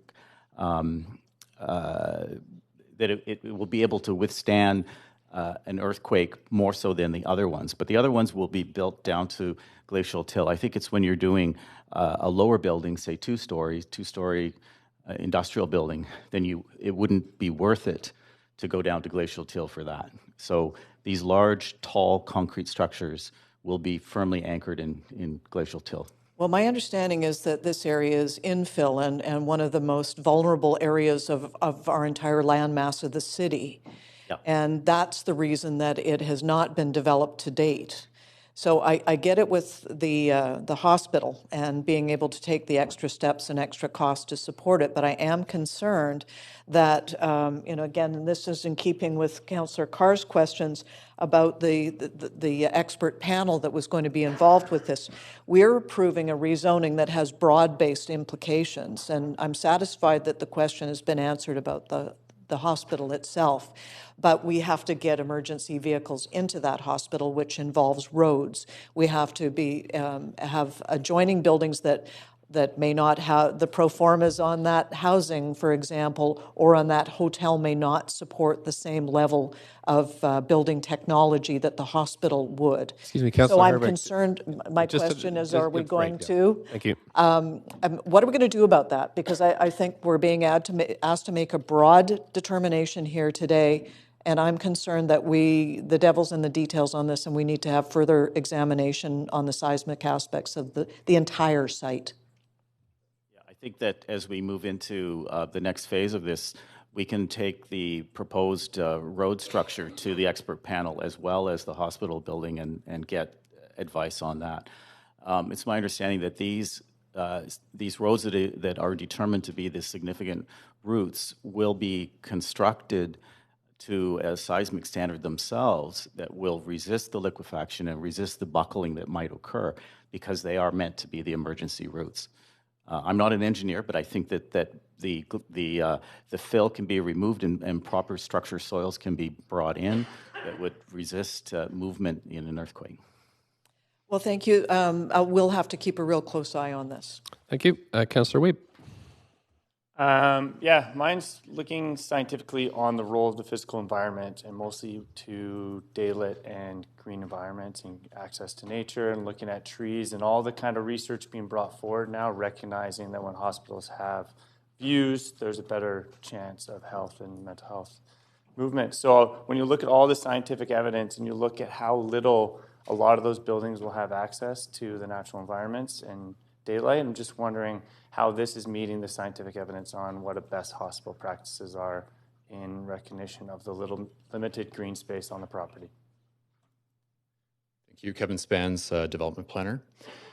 So we are not hospital design experts. We rely on the group at Providence to bring their expertise. In terms of hospital design itself, what we can provide as urban designers and engineers, et cetera, is guidance by way of design guidelines to maximize access to daylight for people working and staying in the hospital, and to ensure that public spaces that are being presented as designed, and we touched on those key public areas, plaza, wellness walk, et cetera, are not negatively impacted by the built form, and that measures are taken in the design of the buildings themselves and the formal massing of the building to ensure that access to daylight for those key public spaces is maximized. Now, there are going to be some limitations, and we acknowledge that there are programmatic limitations that are applied on a site like this because the hospital is extremely complex, and we anticipate in the design guidelines that where there's a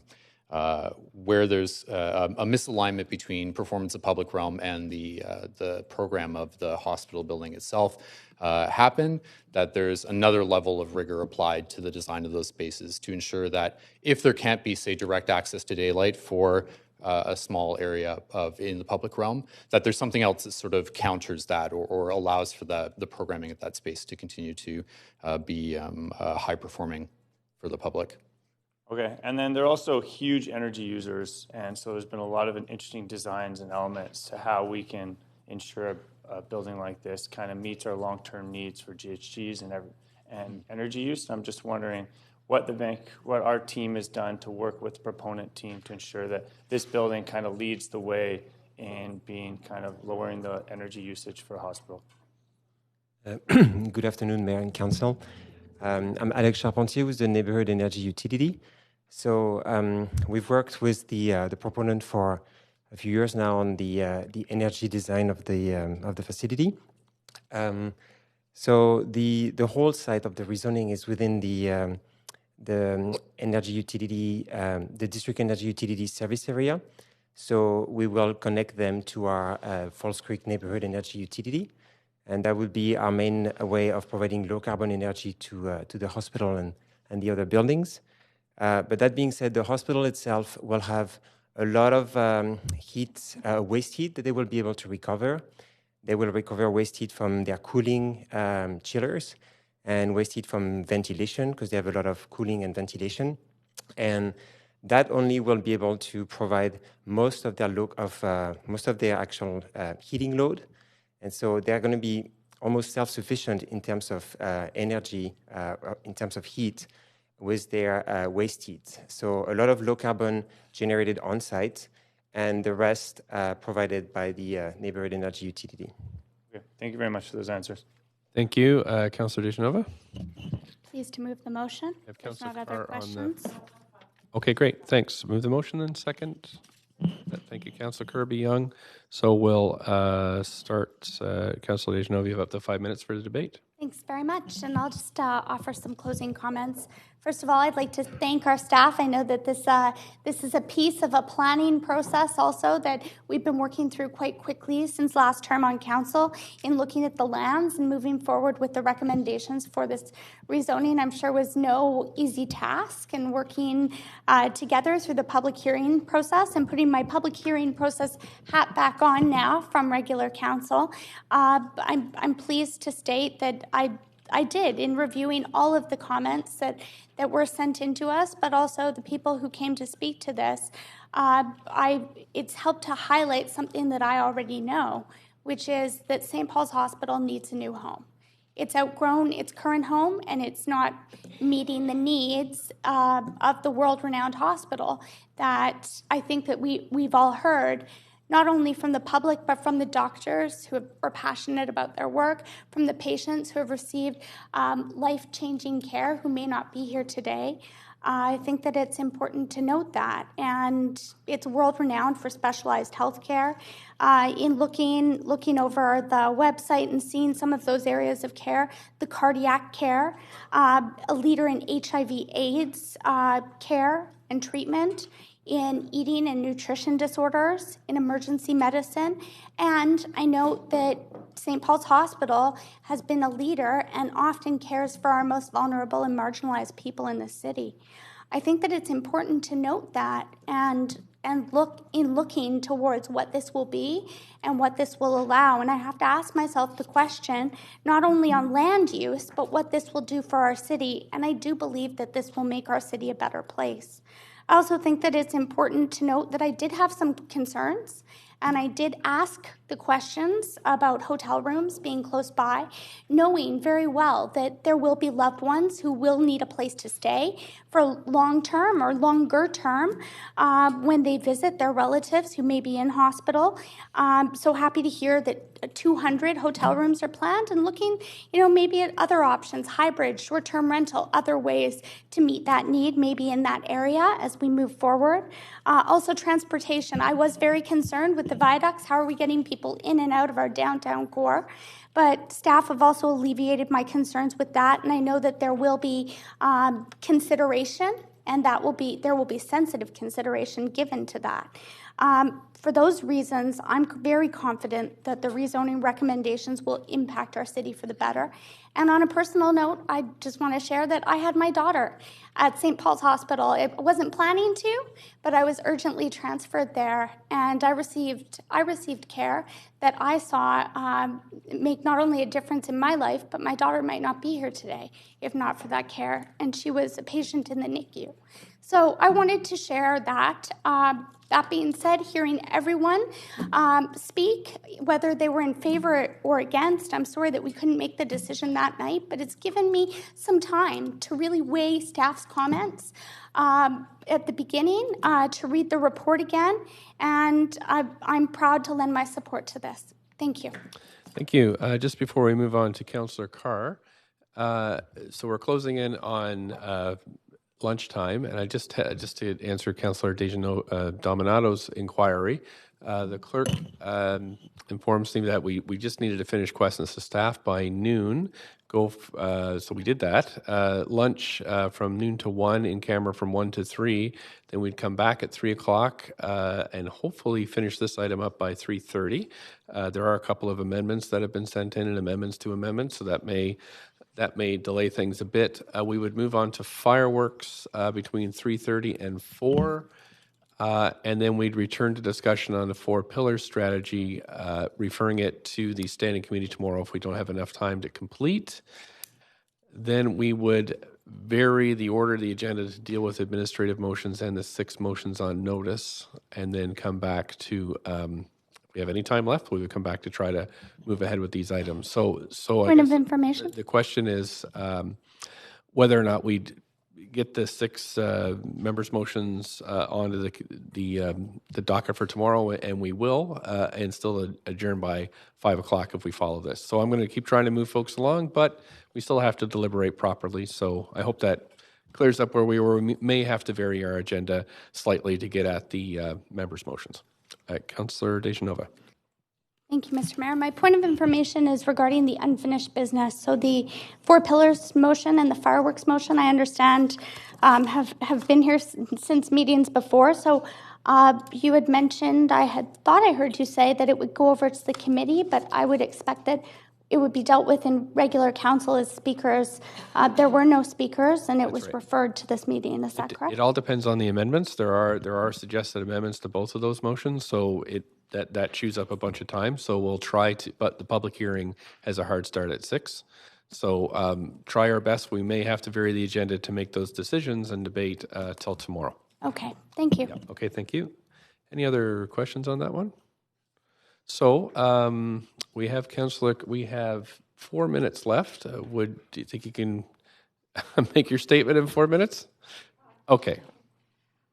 Well, I just want to thank everyone who came to speak, and I want to thank very much staff and the applicant for working through public input and in the design of the site. There was a lot of really good work that went on that, and I appreciate that. I do, however, have deep concerns on both the environmental and social fronts around this project.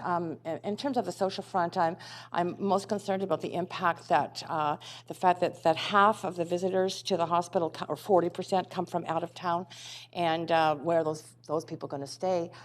This might impact rental suites and accommodation currently in the neighborhood, more Airbnbs, that kind of thing. And so I do have concern. But my biggest concerns are around environmental issues. We have been assured that the flood construction level is at 5 meters. To be very clear, that means living spaces and storage of goods and equipment will be at 5 meters. It's not supposed to be damageable by floods above that level. That's the language, floods above that level. Floods are very different from sea level rise. They're not the same thing. Intermittent floods, you can plan for protection, but I'm very concerned about the planning for the protection of this site, a piece of critical public emergency infrastructure in the event of rising sea levels. So what are the current predictions regarding changes in terms of rising sea level? Just this past week, October 30th, 2019, there was a report that was issued that sea level rise may be 3 times worse than has been predicted up to now. The last time that Earth had a level of carbon dioxide in the atmosphere exceeding 400 parts per million was in the Pliocene era about 3 million years ago. That was only at 400, not 415, which we're at now, and on a rise to potentially as high as 460 or 470 by the recent science. At that time, Earth was 2 to 3 degrees warmer. Predictions right now by scientists, it's going to get more than 2 to 3 degrees. At that time, under conditions of 2 to 3 degrees warmer and less than 400 parts per million, sea levels were 20 to 25 meters higher than they are today, because the West Antarctic Arc sheet and all of the polar region, Greenland, had ice caps had melted. 20 to 25 meters higher. I do not see anything here that's going to protect us, protect this critical infrastructure in the event of that kind of sea level rise, and it may be much sooner than people imagine at this point in time. When I studied geography at UBC, one of the kind of textbooks of guru textbooks was Ian McHarg's Design with Nature. It still is one of the textbooks that people use in ecologically design of communities. You don't put major infrastructure and emergency systems in a vulnerable area like a floodplain or flood by sea level rise. You just don't do it. So based on that, I can't in good conscience support this, even though I think the design is moving very much in the right direction. I love the elements of the healthcare campus. I cannot put the people of this city at risk by putting such a major piece of emergency infrastructure in a risky place. Okay, thank you. I'm going to pause this there for lunch then, and we'll go back into in-camera at 1 o'clock, returning to council chambers at 3 to finish. We'll start with Councillor Swanson. Thank you very much. See you at 1 o'clock in the ceremonial boardroom.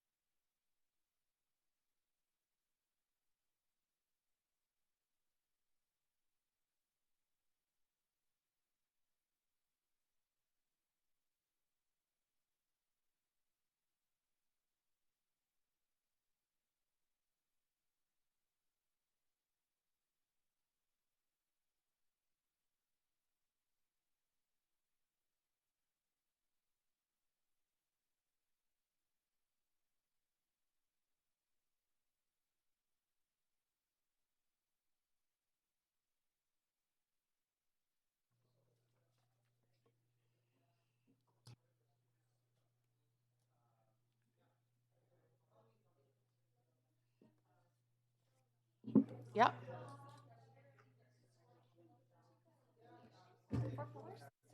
No, not really. Well, at There least was an amendment. that's not by me. I don't know who's doing it. Yeah, Mike says he's not, but they said it's agreeing, so. Oh, well, it's got to be Pete then.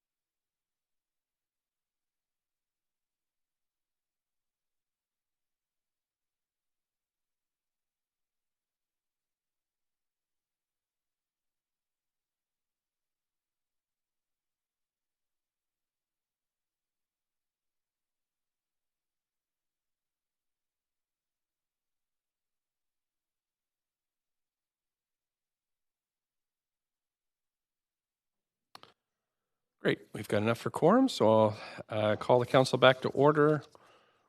Oh, there goes Councillor Carr.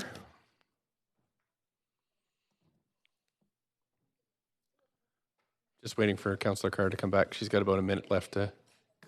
There we go. Councillor Carr, you've about 55 seconds left if you wanted to say anything else. Okay, great. Thank you. Councillor Swanson then, back on St. Paul's. I have an amendment. Okay.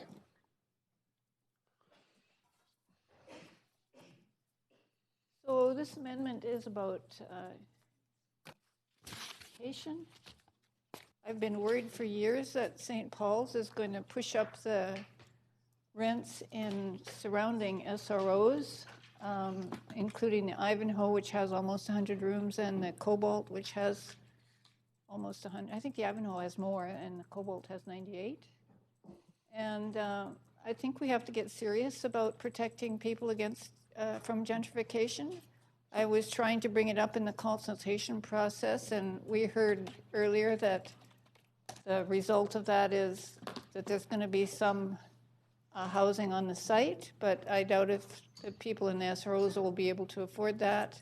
And I've already seen ads, Collier's ads for SROs. The Arno Hotel mentions that St. Paul's is coming, and therefore you should pay a nice high price because you'll be able to gentrify this. That's the implication of it. So I think we really have to get serious.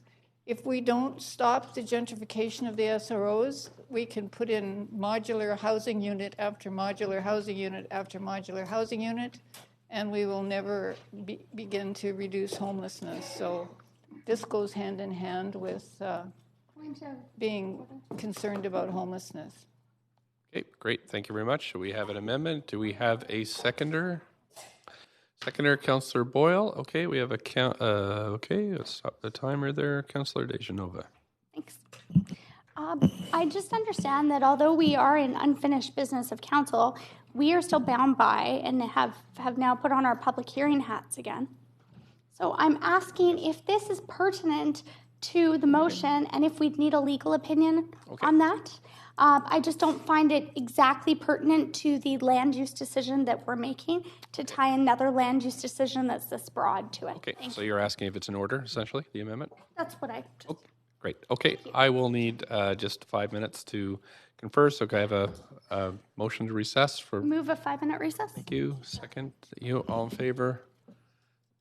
Thanks very much. And opposed? Great. Okay, thanks. I'll be right back to you.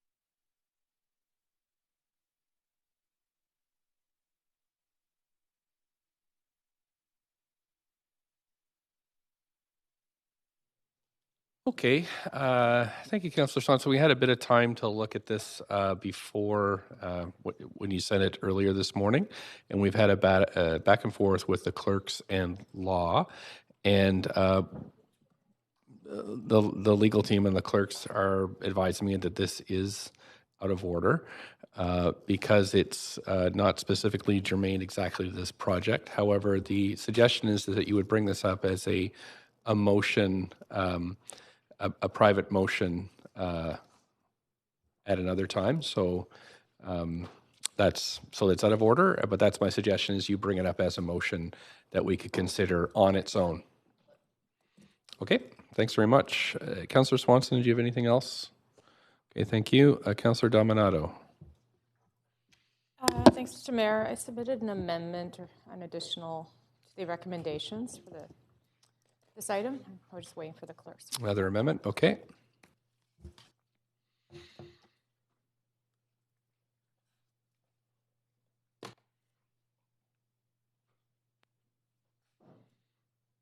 you. I did also just run this by the city manager and legal just to ensure that we're conformed. But it is that if council approves in principle the draft CD1 bylaw as amended following representations at the public hearing, staff be directed to engage and explore with Providence as part of the development permit process the possibility of integrating mental health and substance use treatment beds into St. Paul's Hospital and Health Campus. This flows from questions, and I recognize it was several weeks ago now, that I asked Providence and around the opportunity for that. They are going to have some day services, but I think I really appreciated the vision that was sort of brought forward around a campus of care there, and given the challenges we're grappling with in terms of mental health and substance use treatment and the need that we have, not just in Vancouver, but provincially for these services. And so I wanted to propose this, and I did, like I say, consult the staff to make sure I had appropriate language for that. But I got a sense of openness that there be to this dialogue. Okay, thank you. Seconder from Councillor Kirby-Yung. So I'll move us to an amendment queue now, if anybody would like to speak to this.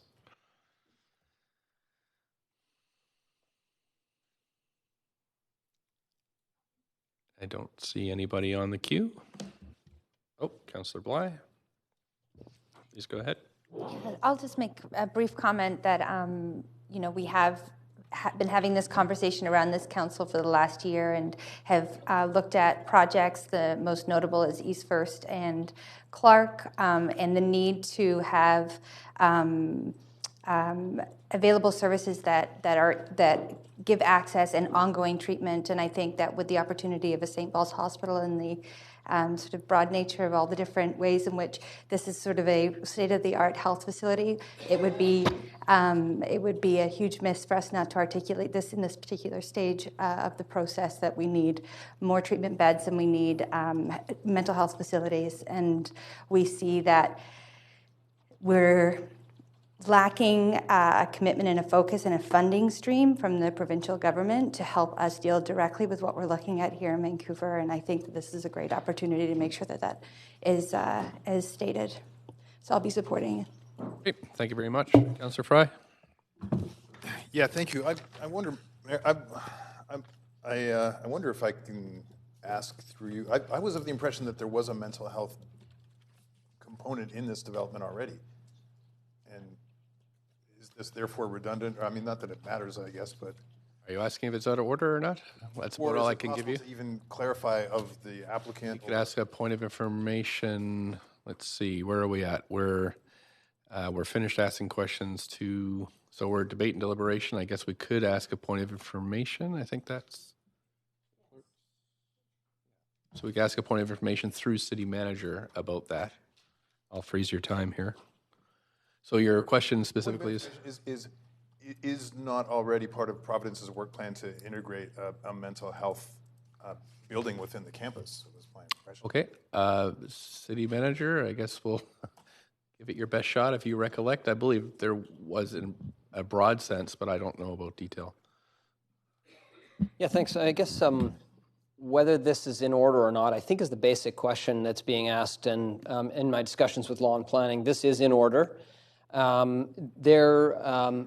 As you know, we've been piloting with St. Paul's in their current location, a mental health hub for emergency supports, and that's been a success. And I think it's the intention to integrate some or all of those components into this development. But this, I believe, the way I interpret this is for us to work closely with them as they develop the rest of the program to get more of that type of function into the facility. And so I don't see this as out of order or inappropriate, and I think we could work to implement this.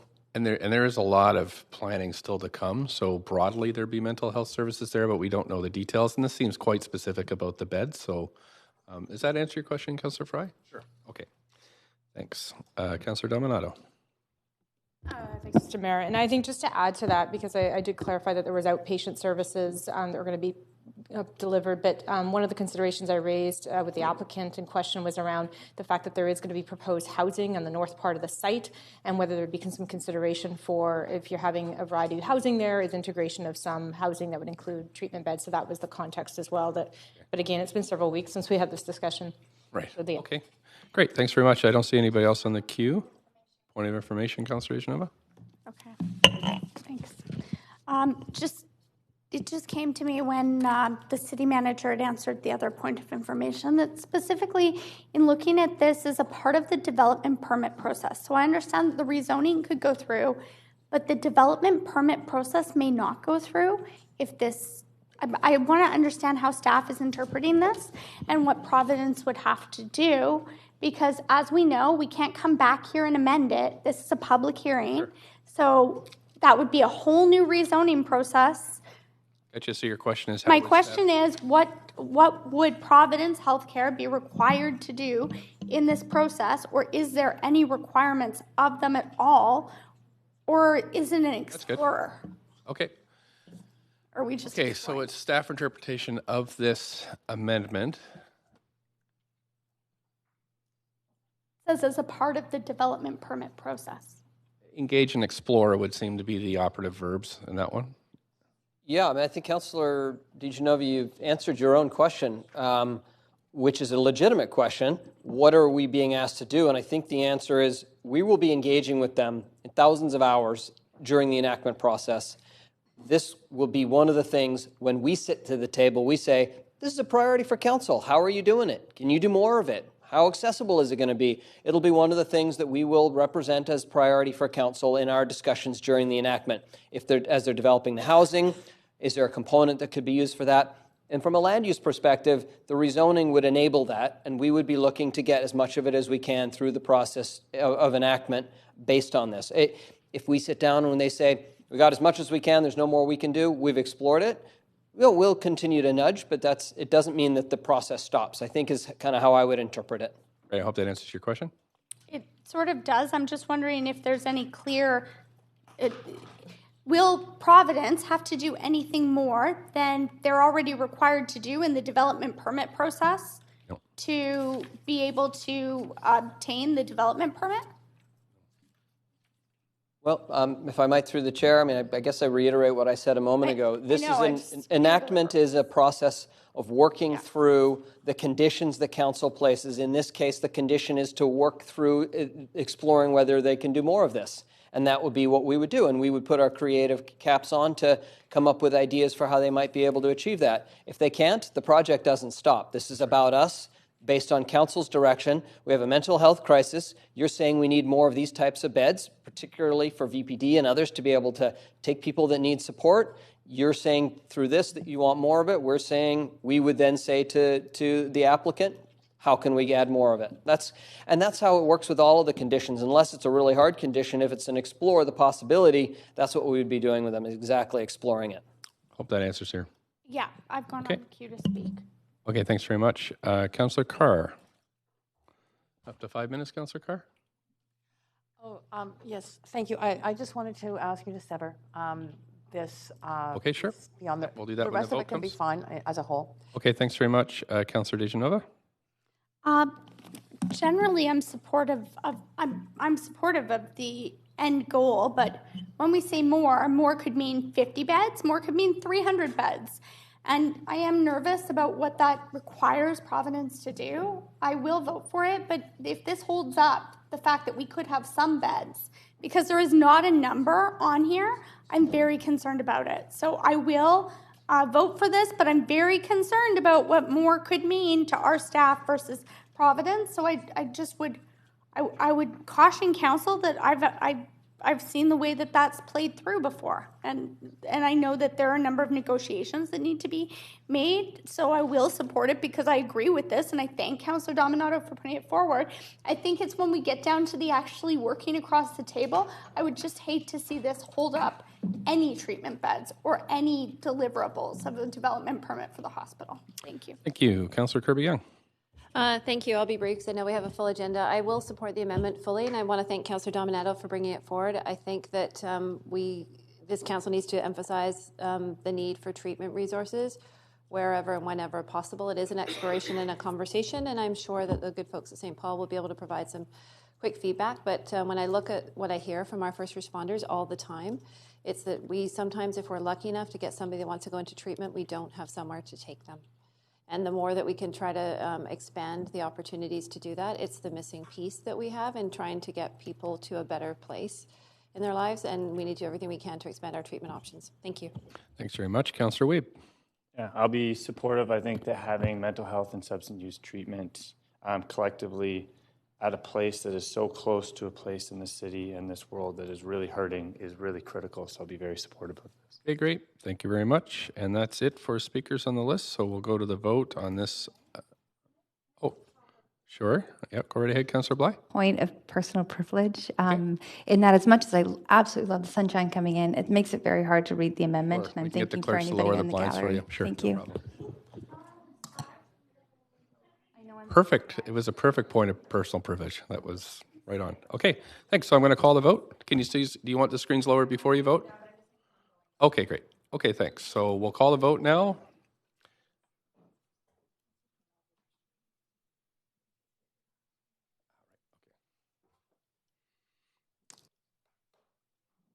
And that has passed with Councillor Fry in opposition. Okay, thanks. So we're going to go back to the main queue. Councillor Dominato, anything else? Maybe I'll just add my final comments in the interest of time. I'm just going to keep them brief. I really did appreciate in the initial presentation by the applicant in St. Paul's about the real vision and the fact the opportunity here is that you're building a health campus that will serve not only the city but the region from the ground up. We know, as Councillor DiGenova noted earlier, is that St. Paul's has outgrown its current home. And we recognize it's met all of our regulatory framework. We heard a lot of support from individuals who did come to the public hearing for this. I think there's a lot of opportunity in terms of not only the housing component, but the research, the fact that there's provisions as well for hotel, for accommodation for people who might be coming from out of town. I think there's going to be a very positive impact to the neighboring community as well. But I just wanted to indicate my positive support for this project. Great, thank you. Councillor Hardwick. You on for the main queue? Don't feel compelled if you...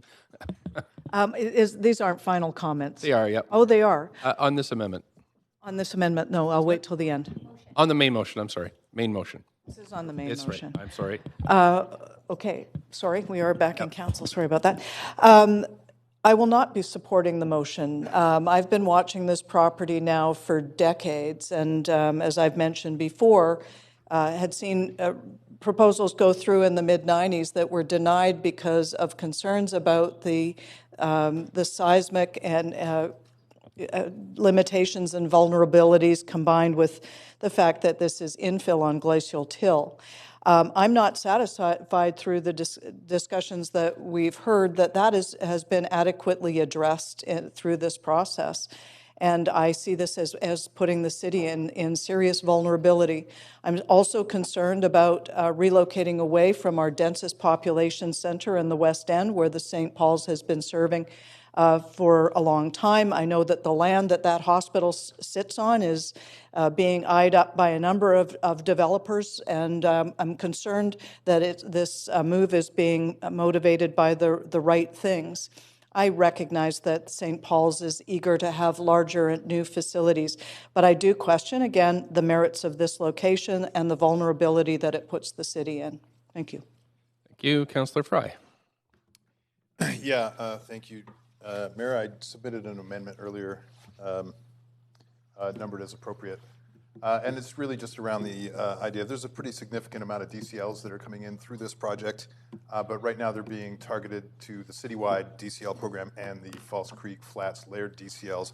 I'm concerned that with the impacts of this, a project of this scale on housing affordability, on local service organizations, and generally just affordability, isn't necessarily being addressed in any of this application, and I want to ensure that some of these public benefits through DCLs are going to be targeting to the neighborhood that's going to be most impacted by this campus. Okay, Councillor Kirby. Point of information. Yeah. Sorry, is it information or is it order? I heard it. It's information. Information. Okay, so point of order. Takes precedent over the. Go ahead, Councillor I understand that we are mixing public hearing with council, but we are not in a policy setting body. We are in a consideration quasi-legal. Need you to name the... I'm concerned that this is out of order because it could, this is about policy more so than it is about this specific project, even though it's been applied to this. And I'm wondering if you, Mr. Mayor, would consider ruling it out of order for those reasons and for the reason that it may not make the project viable. Okay, thanks. On the out of order rulings, I'm happy to take it this time, but just to remind council, you're supposed to name the specific. I'm sorry, I have it down So just here, as but we're I moving will. forward, as we move into that, I will take a look at this one, and I'll come right back to you. Just a 5-minute recess. So moved. I'm told I don't need to move it, so I'm just Okay. going to take 5 minutes. I'll be right back.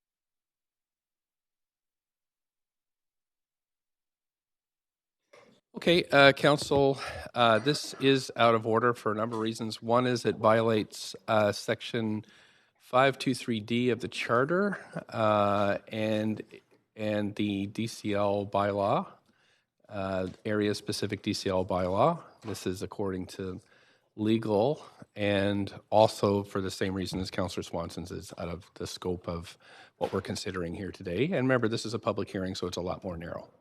So that is that one's out of order. So Councillor Fry, anything else that you'd like to? Okay, thank you. Councillor DeGenova? Sorry, that was a point of... Oh, yeah, I put myself back on. Right, I'm sorry. Councillor Kirby-Young had a point of information. Did you? No, since it's been rolled out of order, I'll leave it Okay, for now. thank you. Councillor DeGenova, you have the floor. Okay, I was going to close on the motion that I made. I wanted to, I understand that there were some amendments, some passed, some did not move forward, but I don't think that it should take away from the fact that I don't think that it's right to call a hospital an amenity. I think calling it a necessity is more important. And again, when we come to public hearing, we have to judge the project that's been put in front of us. And I, just from my land use background and understanding land economics, I understand the reasons that council, is hesitant and concerned. But I also understand that, facing an earthquake or some of the other situations that we may have to deal with as a city, as we move forward with emergency preparedness, that people wouldn't fare better in the building that currently is St. Paul's Hospital. So I think we have to look at what Providence has proposed to us along with our staff recommendations. I think it's very important to realize that it's not like pieces of land that are this large just come up for sale in the city, and that would be something that someone could decide to choose to do in a split second. I also think that it's encouraging to know that there have been commitments from the provincial government, and staff have commented on that. I think that as we move forward, and as our city manager has very well said, there will be some negotiations and things will move forward to make sure that not only is this fair, but that it delivers the services that people in our city and others who need to come to our city for the world-class care and treatment that St. Paul's Hospital offers, that they're able to continue to do that. So happy to support this, and just wanted to say that, make sure it wasn't lost in some of the the comments where we were talking about concern. Thank you. Thank you. Councillor Swanson, you're on the list. You have about 2 minutes. Yeah, I am worried about the gentrification. I'm worried about flooding.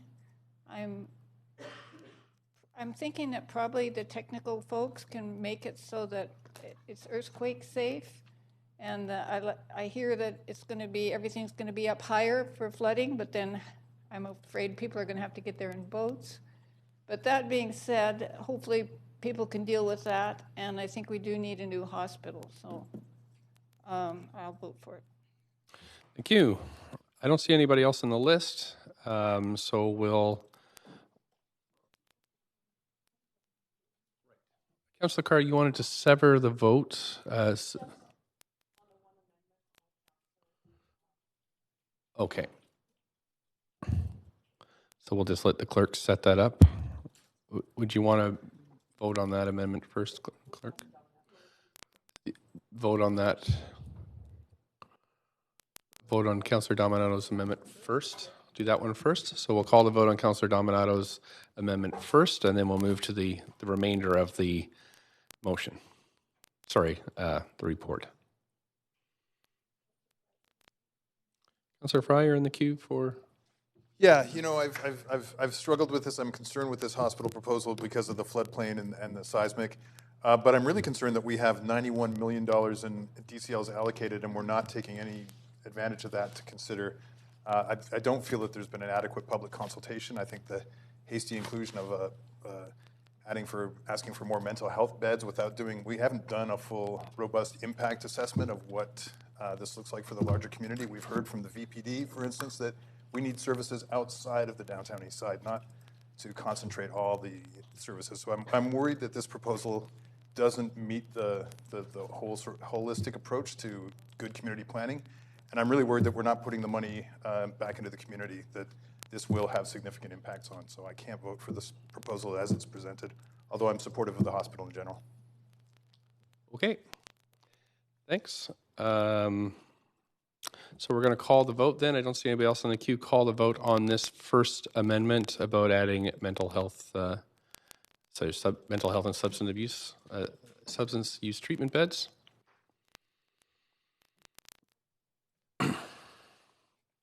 And that passes with just Councillor Fry in opposition. Now we'll move to the remainder of the motion and the report. Everybody's clear on that? We're voting on the overall motion.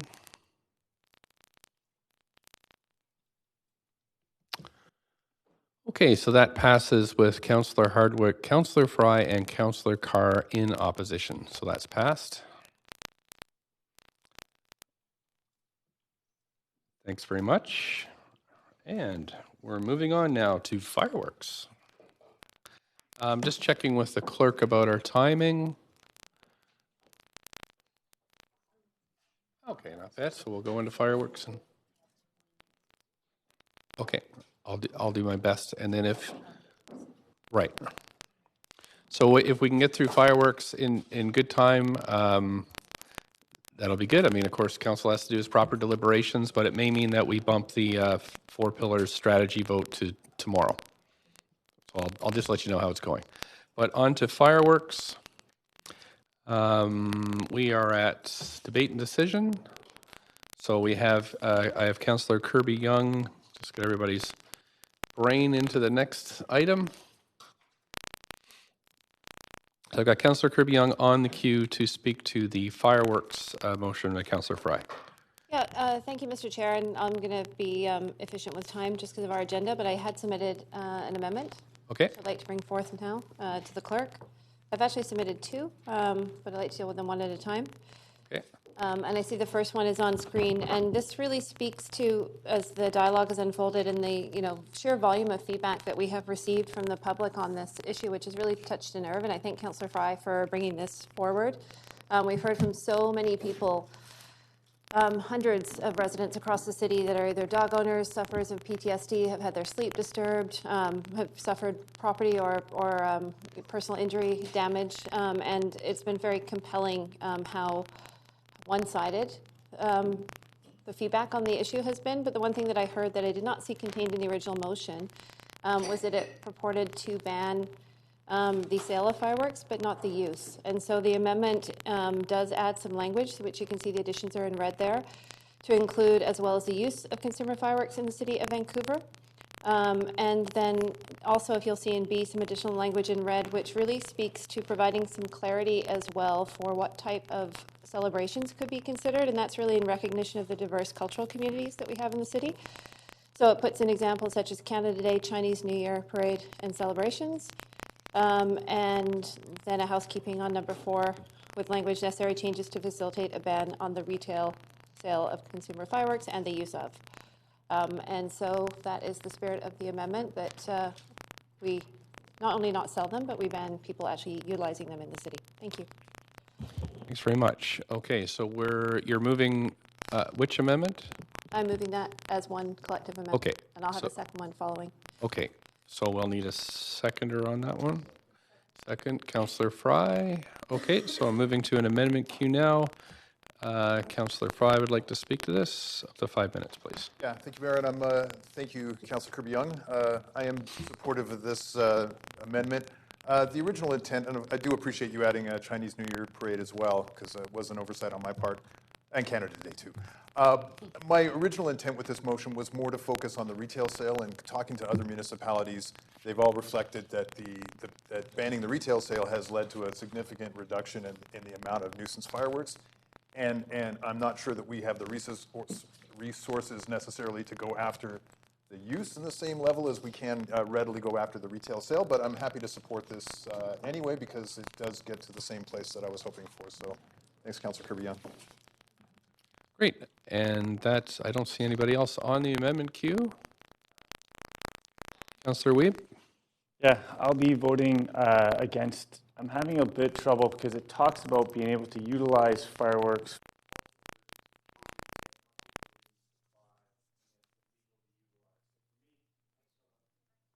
I'm sorry, I don't know why it's not on.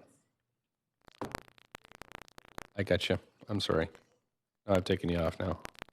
Okay, there we go. Yeah, so I'll be voting against. I'm struggling with the fact that we're stating that people can utilize them for cultural and religious occasions, yet they don't have the ability to buy them at any retail places and don't have the ability to use the fireworks. So I feel there's a bit of contradiction. I think that we've heard loud and clear from different communities the importance of celebrating religious events on their backyards with families, and I still want to see that. So I will be voting against this because I think this is stepping beyond what we need to do as a city to provide a safe and fun city, and I think that I don't see that reflected in the amendments here, so I'll be voting against. Thanks.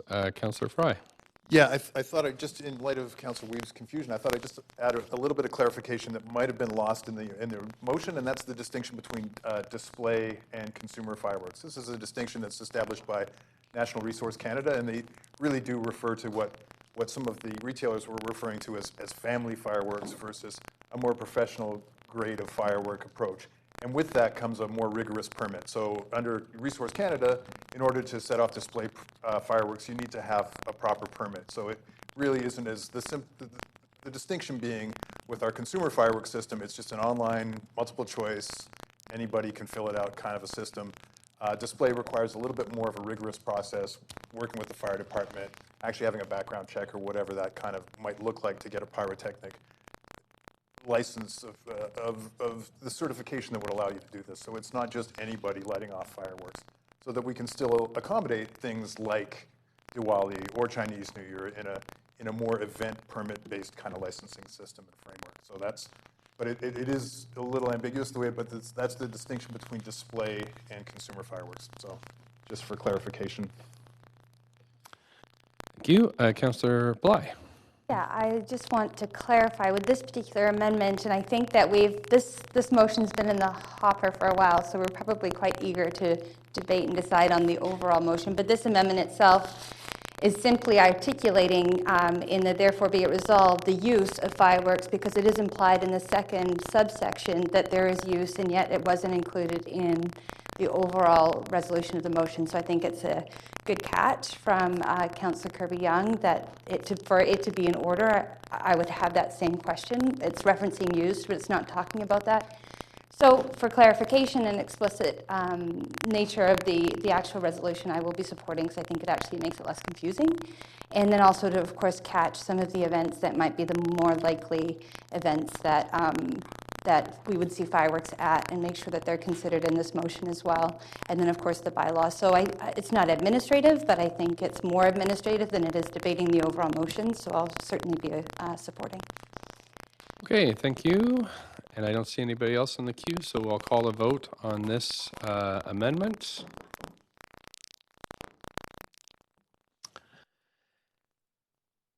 Councillor Hardwick?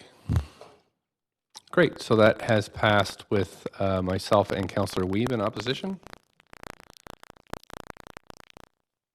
Now we're back to the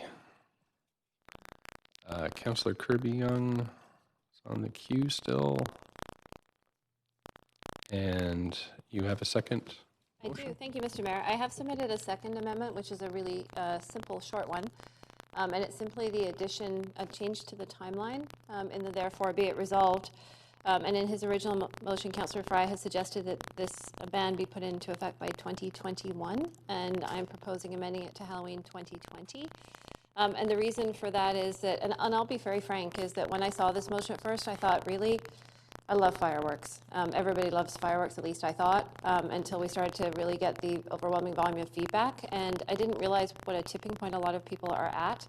And we've gotten such a lot of feedback and people writing in to say, I feel like they're at a tipping point. Please don't make us go through another Halloween. And it is a year from now. We've just come off of Halloween. And I think that's a significant enough period of time to implement it. So for those reasons, and in response to the feedback for people that really feel that it's time, and a number of municipalities have already done so, so Vancouver is lagging. I'd like to suggest a year is sufficient and that the timeline be amended to Halloween 2020. Thank you. We need a seconder for this. Councillor Bly, thank you. I'll move us over to an amendment queue. Oh, you have a question, I'm sorry.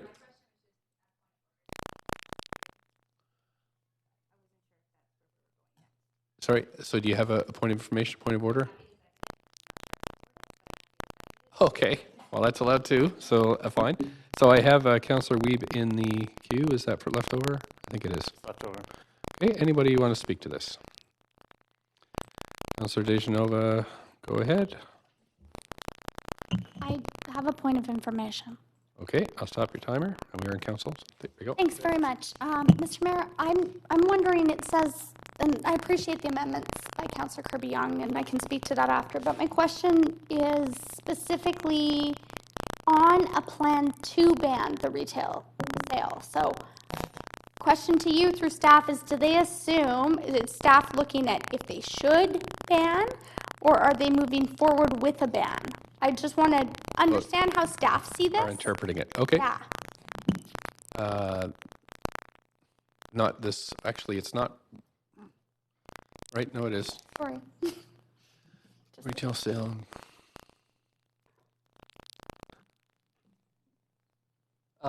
Through the mayor, if I might. Yes. Can you restate the question just to make sure I'm fully getting it?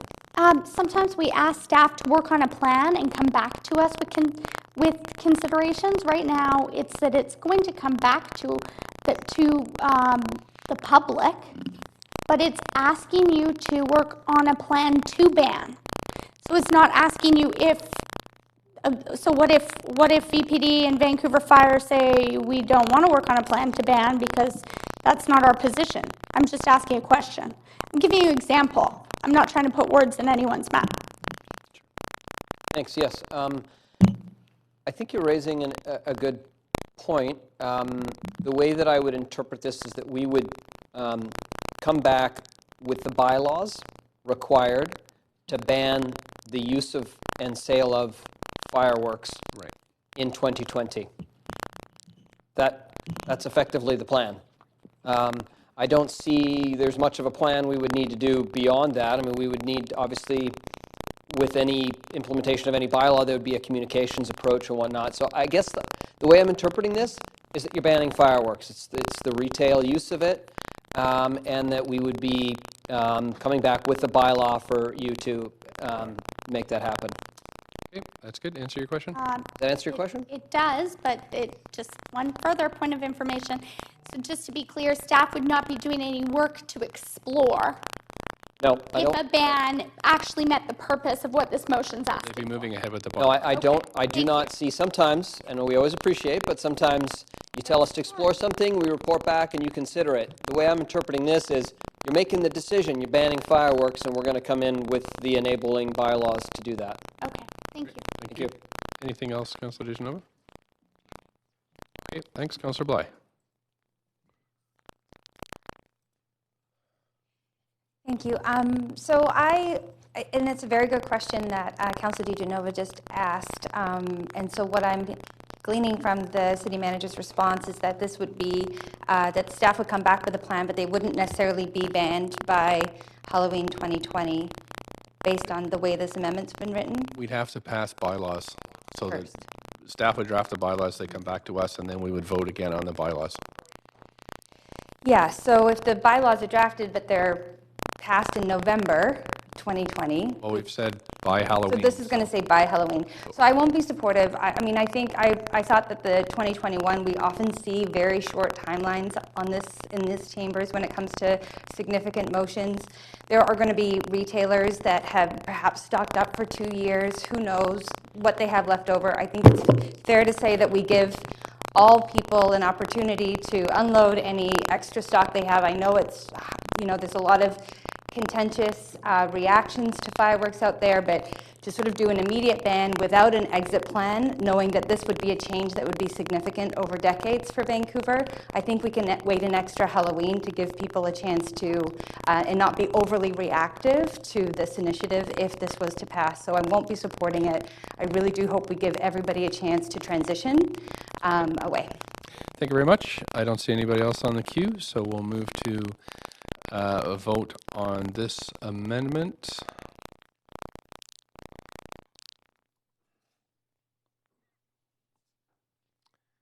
Councillor Fry and Councillor Dominato. Okay, so that's failed with Councillor Bly, Dominato, Boyle, Weave, Fry, DeGenova, Carr, and myself in opposition. Right, so we're going back to the main queue. We've got Councillor Kirby-Yung. Anything else to add? No, I'm good, thank you. Okay, thanks. Councillor DeGenova. No, that's fine. That was Okay, thanks. Councillor Boyle? We're speaking to the main motion? We are, as amended, yeah. Okay, so I will just state I have been wrestling immensely with this. Every person I've come into contact with in the last number of weeks has had me ask them their thoughts on this.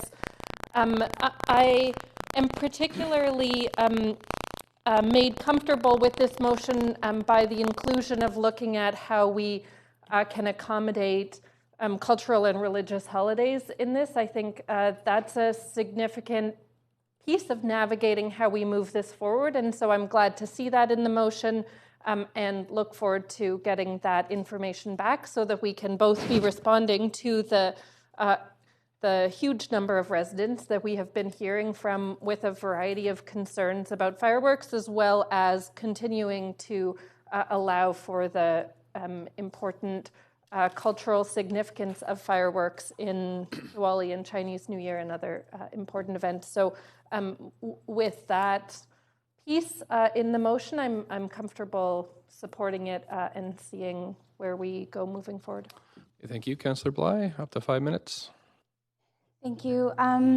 So yeah, I too will be supporting this motion, but I think it must be said that we can appreciate, or I appreciate the amount of people that we've heard from that really speak to the tradition of fireworks as it's associated with Halloween, and so I don't think it can be sort of dismissed. It's not important. Tradition is very important, but I also see that, and I'm a New Zealander, so we didn't have Halloween. We had Guy Fawkes Day on this day, actually, and that's how I grew up.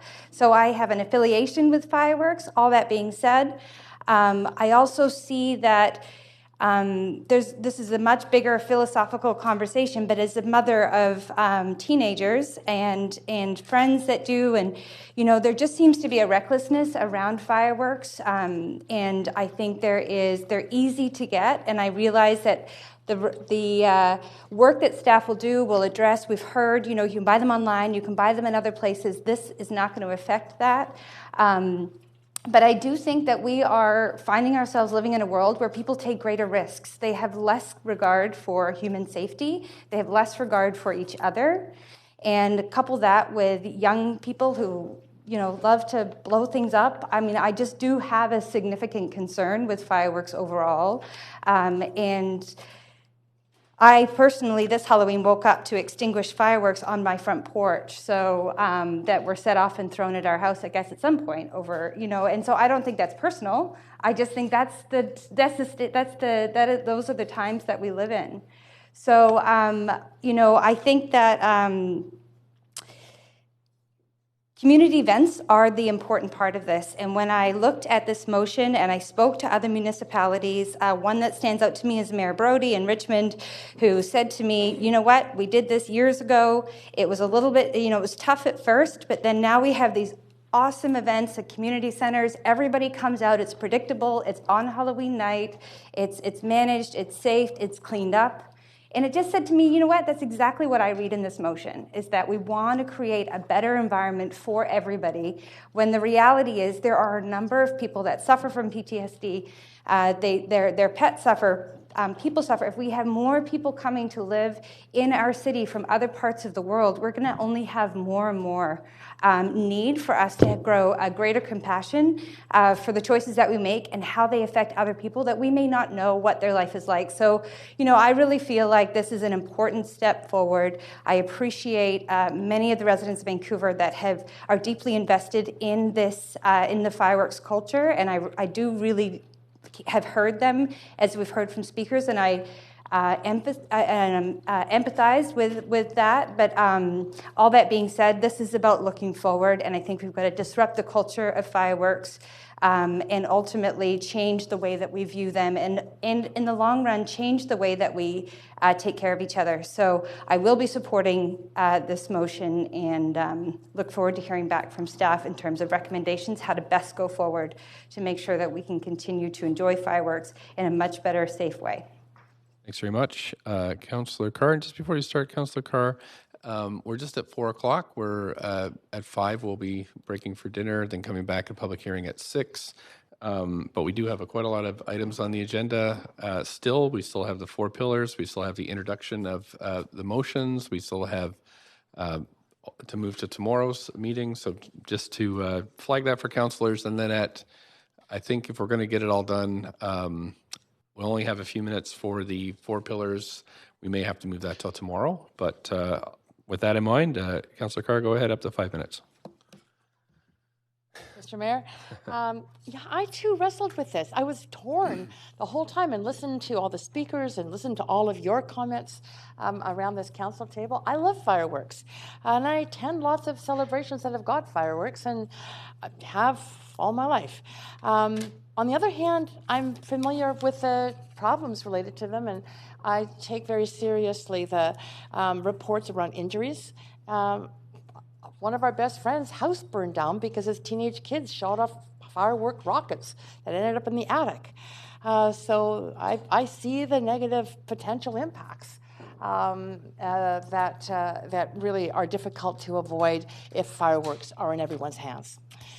So I think that this motion does strike a good balance. I think the celebratory events within many of the cultural communities and even neighborhoods of the city, as well as citywide, are going to continue under this policy. There'll be safety procedures well in place around that, but the potential for unsafe use of fireworks will, I hope, get eliminated with this motion in due course. So thank you, Councillor Fry, for bringing it forward.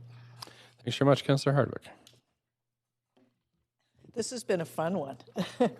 I don't know about everybody else, but I put it on my Facebook page, and what a bloodbath it's been back and forth with everybody talking about this. It's interesting to me that of all of the subjects that come before the council, that this is the one that has elicited the most public participation, which tells us a lot. One of the things that I learned about through this process is that there's new technology developing silent fireworks, and one of the biggest complaints about fireworks seems to be the noise, especially for dogs and pets and people with PTSD and so on. So I'm hopefully that there will be some flexibility as new technologies come into play that will allow people still to be able to have community events. And that's why I'm kind of glad that we're pushing this out to 2020, or the original date of 2021, to accommodate that. So again, I wish we could get this kind of level of public input on all of the things that we do here at City Hall. But I think it's a move in the right direction, as long as we don't continue to be labeled with the moniker "No Fun City." Thank you. Thanks very much. Councillor Kirby-Yung. 2 minutes. Thank you very much. When I mentioned earlier, when I originally saw the motion, my heart sank, and I thought, wow, no, not fireworks. I love them. I was the marketing chair for the Celebration of Light, so, full disclosure, I was very involved in promoting sort of a large-scale, one of our biggest annual fireworks celebrations. I also, before my family moved to Canada, grew up on Guy Fawkes Night, which is happening today, and we would have, baked potato jackets over the bonfire, and that's what you did on Guy Fawkes. And people have these traditions, but traditions also change and evolve. And I think the biggest thing for me as a councillor is that it's our job to listen to the public. And in this case, I did. And because we got such a lot of overwhelming feedback. And this actually wasn't a difficult decision to make on that basis, because the feedback was so overwhelmingly in favor of a ban.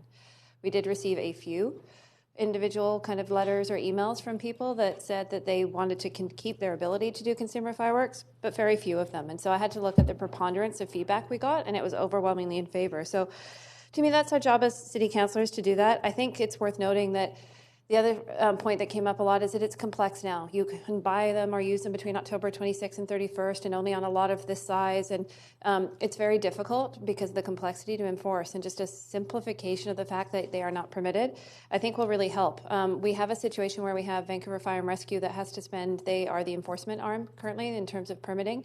It takes a lot of their time. I know we had feedback in speaking with the spokespeople and the union folks for Vancouver Fire that they really welcome this coming forward, because it will alleviate that responsibility and a lot of time for them. And I think that's worth noting. And I also think that there's a real opportunity to bring the community together through more community organized celebrations. I was at the Khalsa Ross Street Temple on Sunday morning and chatted with a lot of folks from that community. And I said, you will be permitted to be able to have them here at the temple. And wouldn't it be great to see those things happening in an organized way that actually brings people together and out of social isolation when we're living in smaller and smaller. We're just at the 5. So for that reason, I will support it. Thank you. Thank you. Councillor Weep. Yes, and I understand that fireworks are loud and can be disruptive to birds. I understand the PTSD. I understand the environmental impacts. I understand that these can be left and be a bit of a nuisance. I understand that there are a lot of fires that happen around Halloween and others.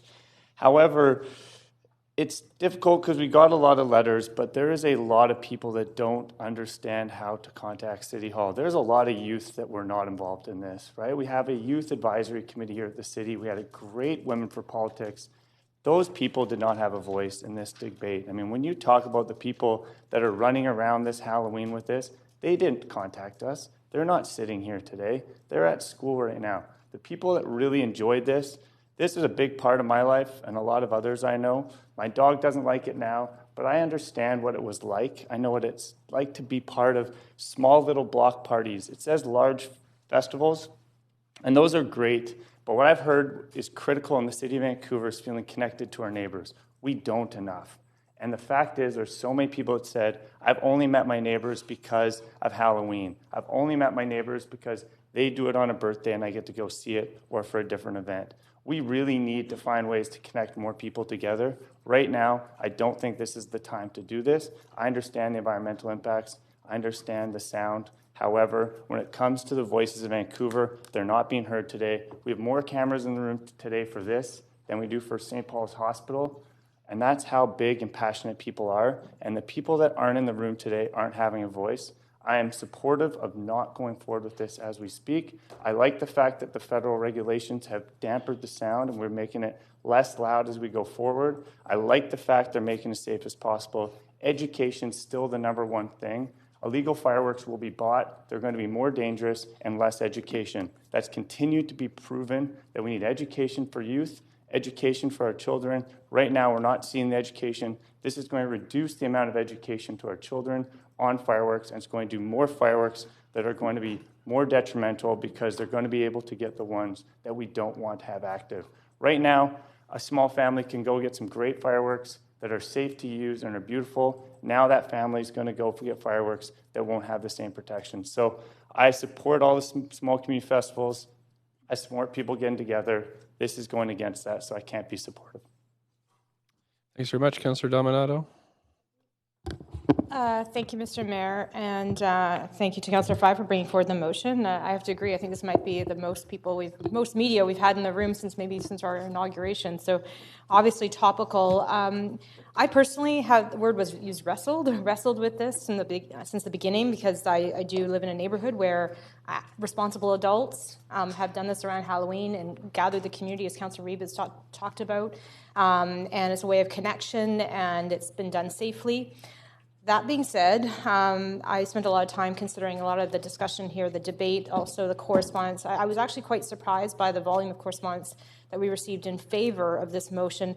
And I tend to do a bit of a barometer test. Are these form letters? Are these people who've individually written me a separate message? And in most cases, actually, were independent correspondence of people ardently speaking in favor of the motion because of the concerns for the impact on their pets, the impact on their children, safety, fires, property damage, as well as impact in terms of people who've referenced PTSD and trauma. I put a lot of stock in that and hearing from the public, recognizing maybe we didn't hear from everyone.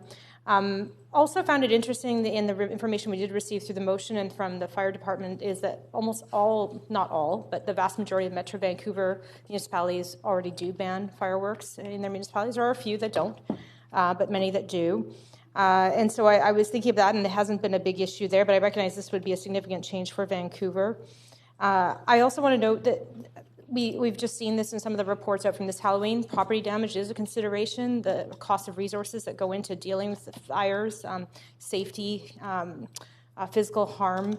And I know the school board, for instance, when I was a trustee, actually budgets money for Halloween to have added security on their school grounds to monitor for vandalism as well as potential fires, and part of that is connected to fireworks.